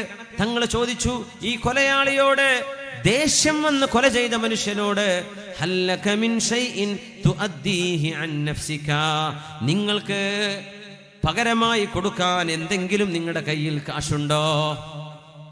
അതിനിടക്ക് നമ്മുടെ സംഘാടകര് ഇൻഷാ അല്ലാഹ് സ്ത്രീകളുടെ ഭാഗത്തേക്ക് ബക്കറ്റുമായി വരുന്നുണ്ട്, അത് കൊടുത്തയക്കുന്നുണ്ട്. സഹോദരിമാർ നല്ല സഹായം ചെയ്യണേ. നമ്മുടെ ഈ കൊച്ചുനാട്ടിൽ, നമ്മുടെ ഈ പുണ്ടൂർ പ്രദേശത്ത് ഇത്രയും ബൃഹത്തായ സംവിധാനങ്ങളൊക്കെ ചെയ്ത് നല്ലൊരു പരിപാടി ചെയ്യാൻ നല്ല ചെലവ് വന്നിട്ടുണ്ടെന്ന് എനിക്കറിയാം. എല്ലാവരും സഹോദരന്മാര് സഹോദരിമാര് പ്രത്യേകമായി അതിനുവേണ്ടി സഹായിക്കണം. ഈ പരിപാടിക്ക് സ്ഥല സൗകര്യം അനുവദിച്ച അബ്ദുറഹ്മാൻ പീഡിയ, അതുപോലെ തന്നെ മുഹമ്മദ് ഹാജി കല്ലിങ്കോൾ സഹകരിച്ച പരിസര വീട്ടുകാര്, ഇവർക്കൊക്കെ വേണ്ടി പ്രത്യേകമായ ദുആ നടത്തുകയാണ്. അല്ലാഹു അവർക്ക് അർഹമായ പ്രതിഫലം നൽകട്ടെ. ആമീൻ യാ റബ്ബൽ ആലമീൻ. ഇൻഷാ അല്ലാഹ് ഞാൻ ഈ വിഷയം ഒന്ന് ചുരുക്കി പറഞ്ഞ് ഇൻഷാ അല്ലാഹ് വഴിമാറുകയാണ്. ഏകദേശം ഒരു 10:30 മണിക്കെങ്കിലും ഇവിടുന്ന് പോയാലേ എനിക്ക് എയർപോർട്ടിലെത്താൻ കഴിയും. കോഴിക്കോട് 2 മണിയാകുമ്പോഴേക്ക് എത്തണം. അപ്പോൾ ഈ 10:30 മണി എന്ന് പറഞ്ഞാൽ ഇവിടെ കുറഞ്ഞു പോകുമെന്ന് വിചാരിച്ചു. ഒരു 20 മിനിറ്റ് കൂടെ എടുത്ത് 11 മണിക്ക് അവസാനിപ്പിച്ചാലോ എന്ന് ആലോചിക്കുകയാണ്. നമ്മുടെ ഡ്രൈവറും കൂടുള്ളവർക്കൊക്കെ വലിയ പ്രയാസമായിരിക്കും അത്. കാരണം ഇത്രയും ദൂരം ഓടിയെത്തുമെന്നറിയില്ല. നമ്മുടെ നാട് റോഡൊക്കെ വളരെ റഷാണ്, മുമ്പത്തെ പോലെയല്ല. ടാങ്കറുകളും ട്രക്കുകളും നിറഞ്ഞിരിക്കുകയാണ് റോട്ടിൽ. മുമ്പൊക്കെ രാത്രി വാഹനം ഓടിക്കുക എളുപ്പമായിരുന്നു, അപ്പോൾ ഒരുപാട് സമയം എടുക്കുന്നുണ്ട്. മുമ്പത്തെ പോലെ ഓടിയെത്തുന്നുമില്ല. അപ്പോൾ സമയം വൈകിയിട്ടുണ്ട്, ഞാൻ അവസാനിപ്പിക്കുന്നു ഇൻഷാ അല്ലാഹ്. വളരെ വൈകാതെ തന്നെ നമ്മുടെ പരിപാടിയുടെ അവസാന ഭാഗം ബഹുമാനപ്പെട്ട അത്തിപ്പറ്റ ഉസ്താദിൻ്റെ പ്രിയപ്പെട്ട മകൻ അഭിനന്ദനായ മുഹമ്മദ് ഫൈലി ഉസ്താദ് അവറുകൾ ഇൻഷാ അല്ലാഹ് ഈ പരിപാടിയുടെ ദുആ കർമ്മം ഇൻഷാ അല്ലാഹ് ബൃഹത്തായൊരു ദുആ ഉസ്താദ് നടത്തും. ഉസ്താദിൻ്റെ കയ്യിൽ നിങ്ങൾ ചെയ്യണം. ഓരോരുത്തരും ആ ഒരു അവസരം നഷ്ടപ്പെടുത്തരുത്. കാരണം ഉസ്താദിനെ പോലെയുള്ള ആളുകളൊന്നും കാസർഗോഡ് ജില്ലയിലോ ഇത്തരം ദൂരം പരിപാടികളൊക്കെ സംബന്ധിക്കാറ് വളരെ കുറവാണ്. അതൊരു കിട്ടിയൊരു അവസരമാണ്, അതുകൊണ്ട് നഷ്ടപ്പെടുത്തരുത്. സഹോദരിമാരുടെ ഭാഗത്തേക്ക് ബക്കറ്റ് കൊടുത്തയച്ചിട്ടുണ്ട്, അവരതിലേക്ക് സഹായങ്ങൾ എത്തിക്കുക. അല്ലാത്തവർ ഇൻഷാ അല്ലാഹ് പരിപാടിയുടെ അവസാന ഭാഗം ഉസ്താദിൻ്റെ കയ്യിൽ കൊണ്ടുപോയി കൊടുത്തത് വിജയിപ്പിക്കണം എന്നുകൂടെ സാന്ദർഭികമായി ഉണർത്തുകയാണ്.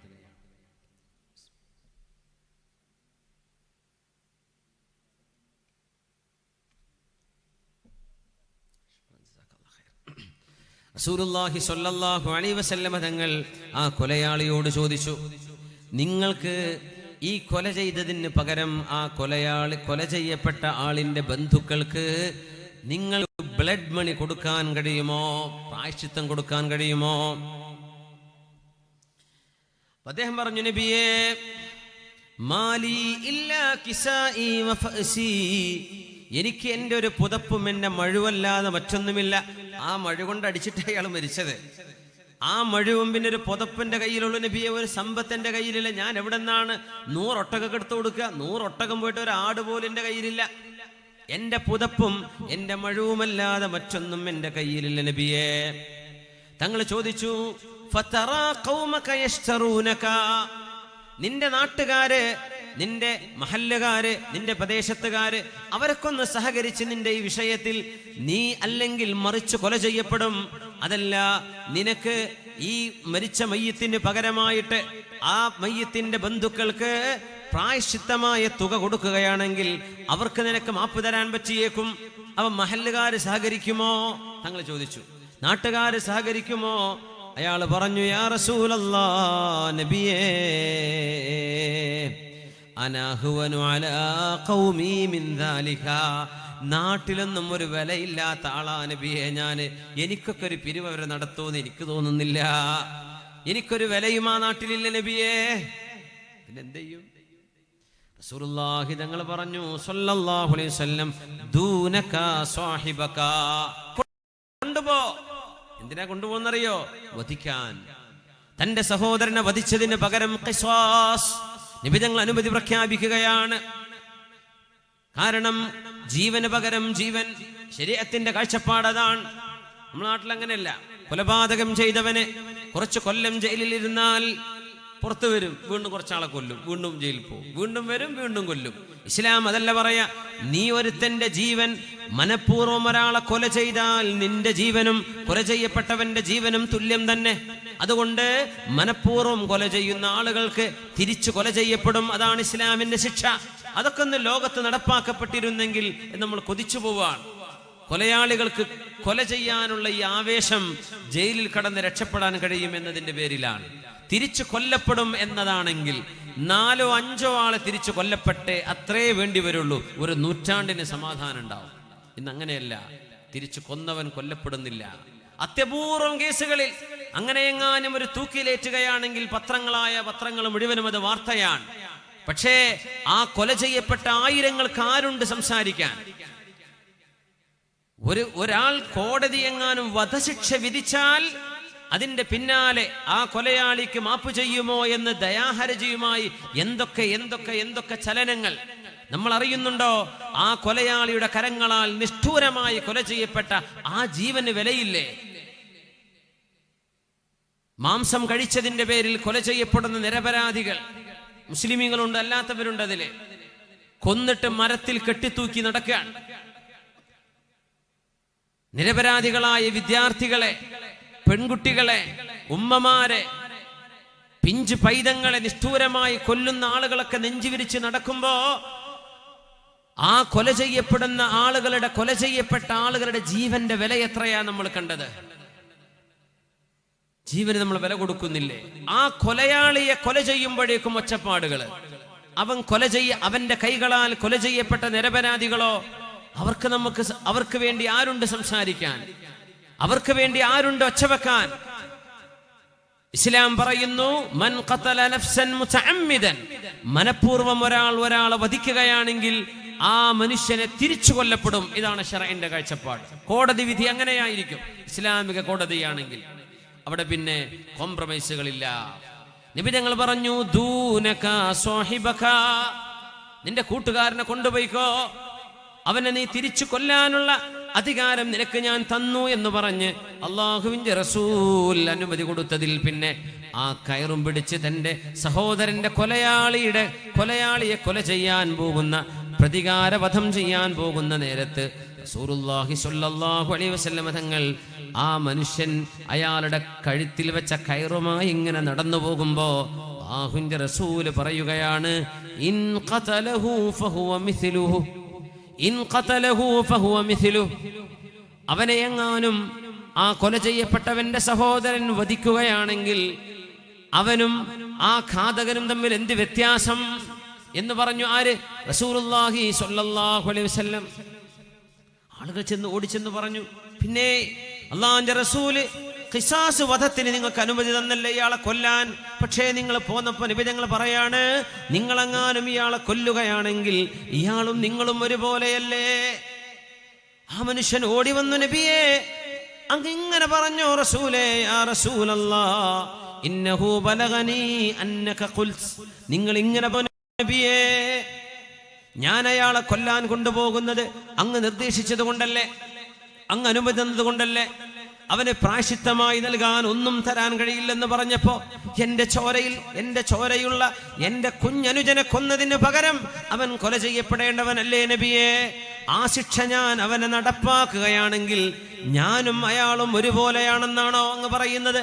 എന്താ റസൂലെ അങ്ങ് ഉദ്ദേശിച്ചത് എന്ന് പറഞ്ഞപ്പോ റസൂലുള്ളാഹി സ്വല്ലല്ലാഹു അലൈഹി വസല്ലം തങ്ങൾ പറഞ്ഞു, അമാ തുരീദു അൻ തബൂഅ ബിഇസ്മിക വഇസ്മി സാഹിബിക്, നിങ്ങളെന്താ വിചാരിക്കുന്നത്?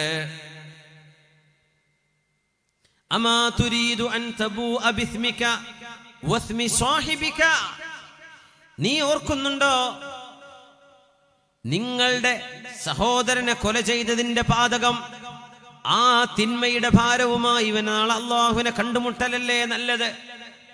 നിങ്ങളെങ്ങാനും ഇയാളെ കൊല ചെയ്യുകയാണെങ്കിൽ ആ കൊലപാതകം കൊണ്ട് നിങ്ങൾക്കൊരു സമാധാനമായേക്കും. ഇസ്ലാമിന്റെ ശിക്ഷാ നടപടി അതാണ്. എന്നാൽ നിങ്ങൾ ക്ഷമിച്ചു കൊടുക്കുകയാണെങ്കിൽ ആ ക്ഷമക്ക് അല്ലാഹു നിങ്ങൾക്ക് പ്രതിഫലം നൽകുകയില്ലേ? പിന്നെ അവൻ കുറ്റക്കാരൻ തന്നെയാണ്. ആ കുറ്റം നിങ്ങളുടെ സഹോദരനെ കൊന്നത് കാരണം നിങ്ങൾക്കുണ്ടാക്കിയ വേദനയുടെ പാപഭാരവും നിങ്ങളുടെ സഹോദരനെ കൊന്നതിന്റെ പാപഭാരവും അത് രണ്ടുമായി അല്ലാഹുവിന്റെ മുമ്പിലേക്ക് അവൻ വരലല്ലേ ഇതിനേക്കാളും ഖൈറ്? നിങ്ങളുടെ മനസ്സ് വേദനിപ്പിച്ചതിന്, നിങ്ങളുടെ സഹോദരനെ കൊന്നുകളഞ്ഞതിന് ആ രണ്ട് പാപങ്ങൾ ഇവന്റെ തോളിലുണ്ടല്ലോ, അതുപോലെ നിങ്ങൾക്ക് ഇനിയും ഇവനെ കൊന്നുകളയണോ എന്ന് അല്ലാഹുവിന്റെ റസൂൽ ആ കൊലപാതകത്തിന് പകരമുള്ള ശിക്ഷ പോലും നടപ്പാക്കുന്നിടത്ത് മാപ്പ് ചെയ്തുകൂടെ എന്ന് സൂചിപ്പിക്കുകയായിരുന്നു. അത് പറഞ്ഞപ്പോ റസൂലുള്ളാഹി പറയുന്നു, യാ നബി അല്ലാഹി ബലാ, നബിയേ മതി, എൻ്റെ സഹോദരനെ കൊന്ന ഭാരവും എൻ്റെ സഹോദരൻ നഷ്ടമായതിൽ എൻ്റെ മനസ്സിനുണ്ടായ സങ്കടത്തിന്റെ പാപഭാരവും ഇത് രണ്ടും കൂടെ അവന്റെ തലയിൽ കടന്നാൽ തന്നെ ധാരാളമുണ്ടല്ലോ എന്ന് പറഞ്ഞ് ഫറമാ ബിനസ്അതിഹി വഖല്ലാ സബീലഹു, അവനെ വധിക്കാൻ കൊണ്ടുപോയിരുന്ന ആ ഒരു വാള്, ഒരു കൊച്ചു കത്തിയുണ്ടായിരുന്നു, അത് വലിച്ചെറിയുകയും നീ പൊയ്ക്കോ എന്ന് പറഞ്ഞ് അവനെ പറഞ്ഞയക്കുകയും ചെയ്തു എന്ന് സ്വഹീഹ് മുസ്ലിമിൽ വന്ന വളരെ മനോഹരമായ ഒരു സംഭവമാണിത്. റസൂലുള്ളാഹി സ്വല്ലല്ലാഹു അലൈഹി വസല്ലം കൊല ചെയ്ത കൊലയാളിക്ക് മാപ്പ് ചെയ്യാൻ വേണ്ടി പറഞ്ഞ സമയം, എന്നാൽ അവിടെ ശിക്ഷ നടപ്പാക്കാനുള്ള അധികാരമുണ്ട്, എന്നാലും അത് നിങ്ങളുടെ അവകാശമാണ്.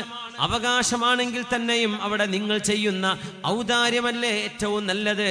അവനെ വെറുതെ വിട്ടൂടെ? അവൻ അല്ലെങ്കിലേ പാപഭാരവുമായി നടക്കുകയല്ലേ, അത് പോരെ നിങ്ങൾക്ക് എന്ന് പറഞ്ഞപ്പോ അയാൾ വെറുതെ വിടുകയാണുണ്ടായത്. ആ സ്വഹാബി. അല്ലാഹുവിന്റെ റസൂൽ ഇതിലൂടെ പഠിപ്പിക്കുന്നത് നിസ്സാരമായ ആടിനെ ചൊല്ലിയുള്ള, ആടിന് ഇലപഴിക്കുമ്പോഴുണ്ടായ വാക്കിനാൽ ഒരാൾ തൻ്റെ കൂട്ടുകാരനെ ചീത്ത വിളിച്ചതിൽ പിന്നെയുണ്ടായ ആ ഒരു അനുഭവത്തിലാണ് ഒരാളുടെ ജീവൻ നഷ്ടമാകുന്നത്. അതുകൊണ്ട് പാപഭാരം, കോപഭാരം ഇത് വല്ലാത്തൊരു വിപത്താണ്. ചില കോപം കൊണ്ട് കൊലപാതകം വരെ നടന്നേ കൊണ്ട് വികാരം ജയിക്കുകയും വിവേകം നഷ്ടപ്പെടുകയും ചെയ്യരുത്. വിവേകം നഷ്ടപ്പെടരുത്. വിവേകം ജയിക്കണം. വികാരം നമ്മൾ കീഴ്പ്പെടുത്തണം അവിടെ. അതുകൊണ്ട് ദേഷ്യം വരികയാണെങ്കിൽ ഹബീബായ നബി തങ്ങളുടെ ചര്യകളിലും സ്വഹാബികളുടെ അനുഭവങ്ങളിലുമുള്ള ഇത്തരം സംഭവങ്ങൾ നമ്മൾ ഓർക്കണം. അതോടൊപ്പം തന്നെ അല്ലാഹുവിന്റെ ഹബീബ് ചില ചികിത്സാ രീതികൾ പറഞ്ഞിട്ടുണ്ട്. ദേഷ്യം വരുന്നവര് അഊദു ബില്ലാഹി മിനശ് ശൈത്വാനിർ റജീം ഇസ്തിആദ ചെയ്യണം. സുലൈമാൻ ഇബ്നു സർദ് റളിയല്ലാഹു അൻഹു പറയുന്നു, ഞാൻ അല്ലാഹുവിന്റെ റസൂലിന്റെ കൂടെ ഇങ്ങനെ ഇരിക്കുമ്പോ രണ്ട് ചെറുപ്പക്കാർ പരസ്പരം ചീത്ത വിളിക്കാൻ തുടങ്ങി. ഒരാളുടെ മുഖമങ്ങ് ചെമന്നിട്ടുണ്ട്, കഴുത്തിലെ ഞരമ്പുകളൊക്കെ അങ്ങ് വീർത്തു വന്നിട്ടുണ്ട്, കണ്ണ് ചമന്നിട്ടുണ്ട്, മുഖമാകെ വിവർണമായി തന്നെ ചീത്ത വിളിക്കുന്ന മനുഷ്യനോട് എന്തെന്നില്ലാത്ത ദേഷ്യത്തിൽ ആക്രോശിക്കാൻ നിൽക്കുമ്പോ അല്ലാഹുവിന്റെ റസൂൽ പറയുന്നു, ഇന്നി ലഅലമു കലിമതൻ ലൗ ഖാലഹാ ലദഹബ അൻഹു മാ യജിദ്. എനിക്കൊരു വാക്കറിയാം, എനിക്കൊരു ജുംല അറിയാം, ഒരു സെന്റൻസ് അറിയാം. അതെങ്ങാനും ഈ ദേഷ്യം വന്ന് മുഖം ചമന്ന് ശരീരമാസകലം വിവർണമായി പ്രതികാര വാഞ്ചയിൽ നിൽക്കുന്ന ഇവന്റെ മുഖത്ത് നിന്ന് ആ ദേഷ്യത്തിന്റെ അടയാളങ്ങളൊക്കെ പോകാൻ ഒരു വാക്ക് പറഞ്ഞാൽ മതിയാവും. അല്ലാഹുവിന്റെ റസൂൽ പറയുകയാണ്, ലൗ ഖാല അഊദു ബില്ലാഹി മിനശ് ശൈത്വാനിർ റജീം, കാരുണ്യവാനായ റബ്ബേ, അഭിശപ്തനായ പിശാചിൽ നിന്ന് ഞാൻ നിന്നോട് കാവൽ ചോദിക്കുന്നു എന്ന് പറയുകയാണെങ്കിൽ ലദഹബ അൻഹു മാ യജിദു, അവന്റെ ഈ ദേഷ്യം മടങ്ങുമായിരുന്നു എന്ന് റസൂലുള്ളാഹി സ്വല്ലല്ലാഹു അലൈഹി വസല്ലം. ഇത് പറഞ്ഞപ്പോ ആ ദേഷ്യപ്പെട്ട ആളോട് ചെന്ന് ആളുകൾ പറഞ്ഞത്രേ, നിന്നോട് അല്ലാഹുവിന്റെ റസൂൽ അഊദു ബില്ലാഹി മിനശ് ശൈത്വാനിർ റജീം എന്ന് ചൊല്ലാൻ പറയുന്നുണ്ട്. ഈ മനുഷ്യൻ മുനാഫിഖായിരുന്നു. ആള് പറഞ്ഞു, അബീ ജുനൂൻ, എനിക്കെന്താ ഭ്രാന്തുണ്ടോ എന്ന് ഇയാൾ പറഞ്ഞു പോയി. എനിക്കെന്താ ഭ്രാന്തുണ്ടോന്ന് റസൂലുള്ള പറയുമ്പോൾ അത് ചെയ്യുകയായിരുന്നു വേണ്ടത്. പക്ഷേ ഇവൻ മുനാഫിഖായിരുന്നു. മുനാഫിഖീങ്ങൾക്ക് അല്ലാഹുവിന്റെ റസൂലിന്റെ മഹത്വം അറിയില്ല, അതുകൊണ്ട് അയാളത് പറഞ്ഞില്ല. പക്ഷേ നബി തങ്ങൾ പറഞ്ഞു, അഊദു ബില്ലാഹി മിനശ് ശൈത്വാനിർ റജീം എന്ന് ദേഷ്യം വരുന്ന സമയത്ത് പറയുകയാണെങ്കിൽ അയാളുടെ ആത്മനിയന്ത്രണത്തിന് അത് മതിയാകുമായിരുന്നു എന്ന് റസൂലുള്ളാഹി സ്വല്ലല്ലാഹു അലൈഹി വസല്ലം. എട്ടാമതായി ഒരു പ്രതിവിധിയുണ്ട്, അല്ലാഹുവിനോട് ദുആ ചെയ്യുക. ദേഷ്യക്കാരൊക്കെ ഉണ്ടാവും, പെണ്ണുങ്ങളിലും ആണുങ്ങളിലും പെട്ടെന്ന് ദേഷ്യം വരുന്നവരുണ്ടാവും. അല്ലാഹുവിനോട് ദുആ ചെയ്യണം.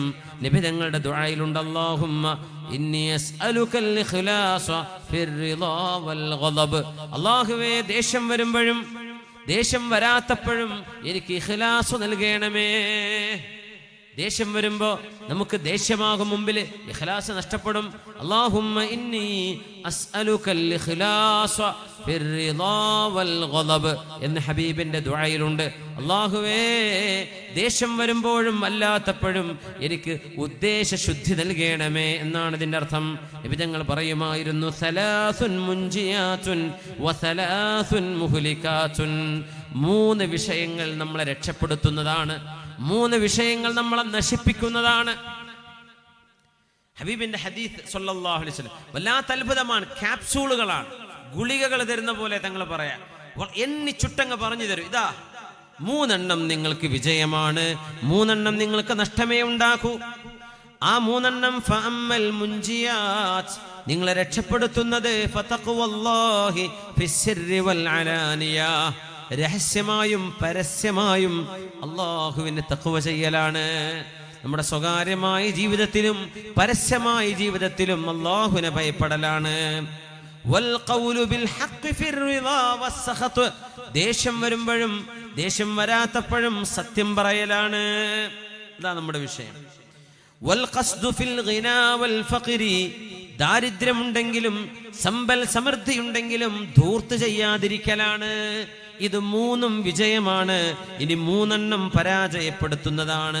ഫഅമ്മൽ മുഹ്ലികാത്ത്, എന്നാൽ പരാജയപ്പെടുത്തുന്നത് ഫശുഹുൻ മുതാഅ, അല്ലാഹുവിന് വേണ്ടി വല്ലതും കൊടുക്കണേ, അല്ലാഹുവിന് വേണ്ടി ദാനം ചെയ്യണേ എന്ന് പറയുമ്പോൾ ദാനം ചെയ്യാതെ പിടിച്ചു വെക്കുന്ന പിശുക്ക്.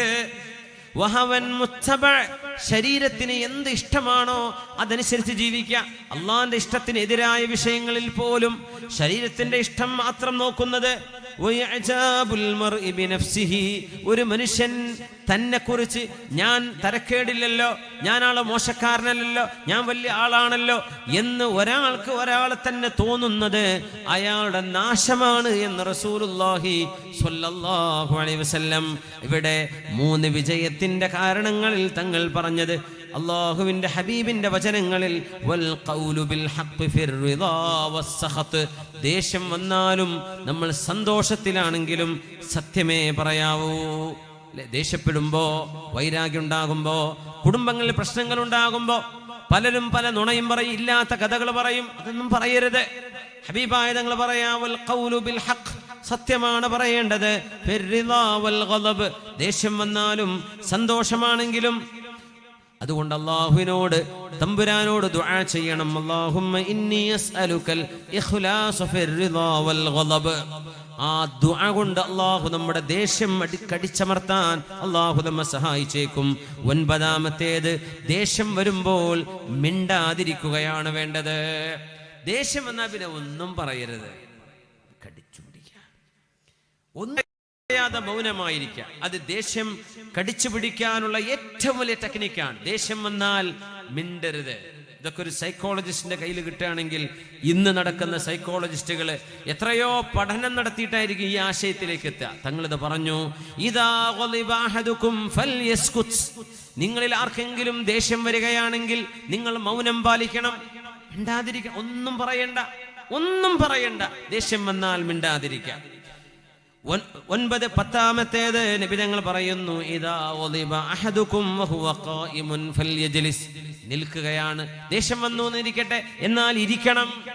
ഇരിക്കുന്ന ആൾക്കാണ് ദേഷ്യം വന്നതെങ്കിൽ ഫൽയൽതജി, അവര് കിടക്കട്ടെ എന്ന് റസൂലുള്ളാഹി സ്വല്ലല്ലാഹു അലൈഹി വസല്ലം. അതുകൊണ്ട് ഈ 10 വിഷയങ്ങളിലൂടെ നമ്മുടെ വികാര വിക്ഷോഭങ്ങളെ നിയന്ത്രിക്കാൻ സാധിക്കണം. റസൂലുള്ളാഹി സ്വല്ലല്ലാഹു അലൈഹി വസല്ലം തങ്ങൾ ഇങ്ങനെയൊക്കെ പഠിപ്പിച്ചിട്ടുണ്ട് നമ്മെ. മുത്തനബി ഞങ്ങൾ ദേഷ്യപ്പെട്ടിട്ടില്ല എന്നല്ല, തങ്ങൾ ദേഷ്യപ്പെട്ടത് മുഴുവനും അല്ലാഹുവിന് വേണ്ടിയായിരുന്നു, വെറുതെ ദേഷ്യപ്പെട്ടിട്ടില്ല. ആയിഷ ബീവി റളിയല്ലാഹു അൻഹ തന്നെ പറയുന്നുണ്ട്, സ്വഹീഹ് മുസ്ലിമിലുള്ള ഹദീസാണ്, വമൻ തഖമ റസൂലുള്ളാഹി സ്വല്ലല്ലാഹു അലൈഹി വസല്ലം ലിനഫ്സിഹി ഇല്ലാ അൻ തുൻതഹക ഹുർമത്തുല്ലാഹ് ഫയന്തഖിമു ലില്ലാഹി ബിഹാ. ഹബീബായ നബി തങ്ങൾ സ്വന്തം ശരീരത്തിനുണ്ടായ എന്തെങ്കിലും ഒരു അനുഭവത്തിന്റെ പേരിൽ തങ്ങൾ ദേഷ്യപ്പെട്ടിട്ടില്ല. അല്ലാഹുവിൻ വിഷയങ്ങളിലല്ലാതെ, അള്ളാഹുവിന്റെ ഒരു നിയമം ലംഘിക്കപ്പെടുമ്പോ, അള്ളാഹുവിന്റെ ഒരു വിഷയം വയലേറ്റ് ചെയ്യപ്പെടുമ്പോ അവിടെ നബി ഞങ്ങൾ ദേഷ്യപ്പെട്ടിട്ടുണ്ട്. ഒരാൾ വന്ന് നബിയോട് പറയുന്നു, നബിയേ, ഞാൻ സുബഹി നിസ്കാരത്തിന് വരാറില്ല പള്ളിയിൽ. എന്തേ കാരണം? ആ ഇമാമ് ദീർഘമായ സൂറത്താ നബിയെ ഓതുന്നത്, എന്റെ കാലിന് സുഖമില്ല നബി, എനിക്ക് നിൽക്കാൻ കഴിയില്ല. ഇമാം എന്ത് ഓത്താ ഓതുന്നത്? നിർത്താതെ ഓതുകയാ നബിയെ. അയാൾ ഹാഫിളാണ്, പക്ഷേ എനിക്ക് നിസ്കാരത്തിൽ പിന്നിൽ നിൽക്കാൻ കഴിയില്ല നബിയെ, അതുകൊണ്ട് ഞാൻ സുബ്ഹി ജമാഅത്തിന് വരാറില്ല എന്ന് പറഞ്ഞപ്പോ റസൂലുള്ളാഹി സ്വല്ലല്ലാഹു അലൈഹി വസല്ലം തങ്ങൾ അന്ന് ദേഷ്യപ്പെട്ട പോലെ ദേഷ്യപ്പെട്ടത് മുമ്പൊരിക്കലും കണ്ടിട്ടില്ലെന്ന് സ്വഹാബിമാർ പറയാണ്. മുത്തനബി തങ്ങൾ പറഞ്ഞു, യാ അയ്യുഹന്നാസ്, അല്ലയോ ജനങ്ങളെ, ഇന്ന മിൻകും മുനഫിരീൻ, നിങ്ങളിൽ വെറുപ്പിക്കുന്ന ആളുകളുണ്ടല്ലേ. ഞങ്ങൾ പറയാ, നിങ്ങളിൽ വെറുപ്പിക്കുന്ന ആളുകളുണ്ടല്ലേ, ആളുകളെ ബുദ്ധിമുട്ടാക്കുകയാണോ? ഫഅയ്യുകും അമ്മ ബിന്നാസി ഫൽയതജവ്വസ്, നിങ്ങളിലെ ഇമാമുമാർ പള്ളിയിലെ ഇമാമുമാരായി ജോലി ചെയ്യുന്ന ആളുകൾ ഫൽയതജവ്വസ്, നിസ്കാരം മിതമായ രൂപത്തിലാ ചെയ്യേണ്ടത്. ഒരുപാട് സ്പീഡിലും ചെയ്യണ്ട, ഒരുപാട് പതുക്കെയുമാക്കരുത്. ഫൽയതസവ്വജ്, ഒരു ഏകദേശം ഒരു മിനിമം സ്പീഡിലേ പോകാവൂ, ചുരുക്കി നിസ്കരിക്കണം. ഫഇന്ന മിൻ വറാഇഹിൽ കബീറ വസ്സഗീറ വദൽ ഹാജ. നിങ്ങൾക്ക് ഓർമ്മ വേണം, നിങ്ങളുടെ ബാക്കിൽ നിസ്കരിക്കുമ്പോൾ 90 കഴിഞ്ഞ മനുഷ്യന്മാരുണ്ടാകും, 60 കഴിഞ്ഞവരുണ്ട്, കാൽമുട്ടിന് വേദനയുള്ളവരുണ്ട്, ഊരക്ക് വേദനയുള്ളവരുണ്ട്, പുറത്ത് വേദനയുള്ളവരുണ്ട്, നിൽക്കാൻ പറ്റാത്തവരുണ്ട്, സുജൂദിൽ റുക്കൂഇൽ ഒരുപാട് നേരം നിൽക്കാൻ കഴിയാത്തവരുണ്ട്, പ്രായമുള്ളവരുണ്ട്, കൊച്ചുമക്കളുണ്ട്. വദൽ ഹാജ, ഈ നിസ്കാരം കഴിഞ്ഞ് ജോലിക്ക് പോകേണ്ടവരുണ്ട്, ബസ് കിട്ടണം, അവർക്ക് ട്രെയിൻ കിട്ടണം, യാത്രക്കാരുണ്ടായിരിക്കും. അതുകൊണ്ട് അവരൊക്കെ ബാക്കിലുണ്ട് എന്ന ബോധത്തിലാവണം നിങ്ങൾ ഇമാമ് നിൽക്കേണ്ടത്. നിങ്ങൾ ഇമാമുമാർ ആളുകളെ വെറുപ്പിക്കുകയാണോ?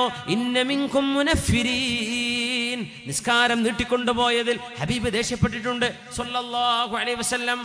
ഖുബാ പള്ളിയിൽ ഒരു അനുഭവമുണ്ട്. അല്ലാഹുവിന്റെ റസൂൽ ദേഷ്യപ്പെട്ടുകൊണ്ട് പറഞ്ഞിട്ടുണ്ട്, മുആദേ അഫത്താനുൻ അൻത യാ മുആദ്. അന്ന് മുആദ് റളിയല്ലാഹു അൻഹു ഇശാ നിസ്കാരം നീട്ടുമായിരുന്നു.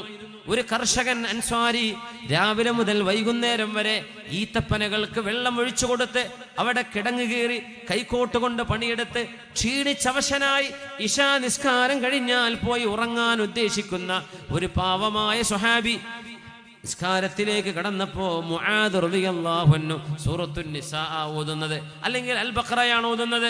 ഇയാൾക്ക് ഉറക്കം വരുന്നുണ്ട്, രാവിലെ ജോലിക്ക് പോയ ആളാണ് ഇയാള്. അയാൾ നിസ്കാരത്തിന് കൈ അഴിച്ചു, ഒറ്റക്ക് പോയി നിസ്കരിച്ചു. അത് കേട്ടപ്പോ മുആദ് റളിയല്ലാഹു അൻഹു ആളുകൾ പറഞ്ഞു, മുആദേ, നിങ്ങളുടെ നിസ്കാരം ഇഷ്ടപ്പെടാതെ ഒരാൾ കൈ അഴിച്ചു പോയി, ഒറ്റക്ക് നിസ്കരിച്ചു പോയി. മുആദ് തങ്ങൾ പറഞ്ഞത് മുനാഫിഖിന്റെ പണിയാണല്ലോ.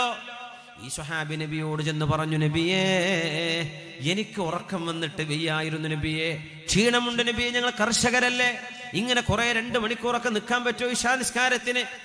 ആ നിസ്കാരം നീണ്ടുപോയതിൽ ഞാൻ ഒറ്റക്ക് കൈയഴിച്ച് നിസ്കാരം മുറിച്ച് ഒറ്റക്ക് നിസ്കരിച്ചതിൽ ഞാൻ മുനാഫിക്കാണെന്നാ മുആദ് പറയുന്നത് റളിയല്ലാഹു അൻഹു. നബി മുആദ് എന്നവരെ വിളിച്ചില്ലേ? മുആദ് എന്നവരെ സ്വഹാബികളിലെ ആലിമായ സ്വഹാബിയാണ്. അഫത്താനുൻ അൻത യാ മുആദ്, മുആദേ, നിങ്ങൾ ഫിത്നക്കാരനാണോ? നബി ചോദിച്ച ചോദ്യമാണ്. മുആദേ, നിങ്ങൾ ഫിത്നക്കാരനാണോ? നിങ്ങൾ ഇമാമ നിൽക്കുമ്പോൾ ബാക്കിൽ പ്രായമുള്ളവരുണ്ട്, കുട്ടികളുണ്ട്, രോഗികളുണ്ട്, യാത്രക്കാരുണ്ട് എന്ന് ഓർമ്മ വേണം മുആദേ. നിങ്ങൾ ഒറ്റക്ക് നിസ്കരിക്കുമ്പോൾ 4 മണിക്കൂർ നീട്ടിക്കോ, പക്ഷേ ജമാഅത്ത് നിസ്കാരങ്ങൾ മിതമായിട്ടേ നീട്ടാവൂ, അത് ഒരുപാട് നീട്ടിക്കളയരുത് എന്ന് റസൂലുള്ളാഹി സ്വല്ലല്ലാഹു അലൈഹി വസല്ലം തങ്ങൾ ദേഷ്യപ്പെട്ട് പറഞ്ഞിട്ടുണ്ട് സ്വല്ലല്ലാഹു അലൈഹി വസല്ലം. അങ്ങനെ നബി തങ്ങൾ ദേഷ്യപ്പെട്ടതെല്ലാം ദീനിന് വേണ്ടിയുള്ള വിഷയങ്ങളിലായിരുന്നു, അല്ലാഹുവിന്റെ വിഷയങ്ങളിലായിരുന്നു. അല്ലാത്ത ദേശങ്ങളൊക്കെ ഞാനും നിങ്ങളും ഒരുപോലെ നിയന്ത്രിക്കേണ്ടവരാണ്. അത് നിയന്ത്രിക്കാനുള്ള 10 വഴികളാണ് നമ്മൾ ഈ കുറഞ്ഞ സമയത്തിനുള്ളിൽ ചർച്ച ചെയ്തത്. അല്ലാഹു സ്വീകരിക്കട്ടെ. അല്ലാഹു തആല നമ്മുടെ എല്ലാ അമാലുകളും ഖബൂലാക്കട്ടെ.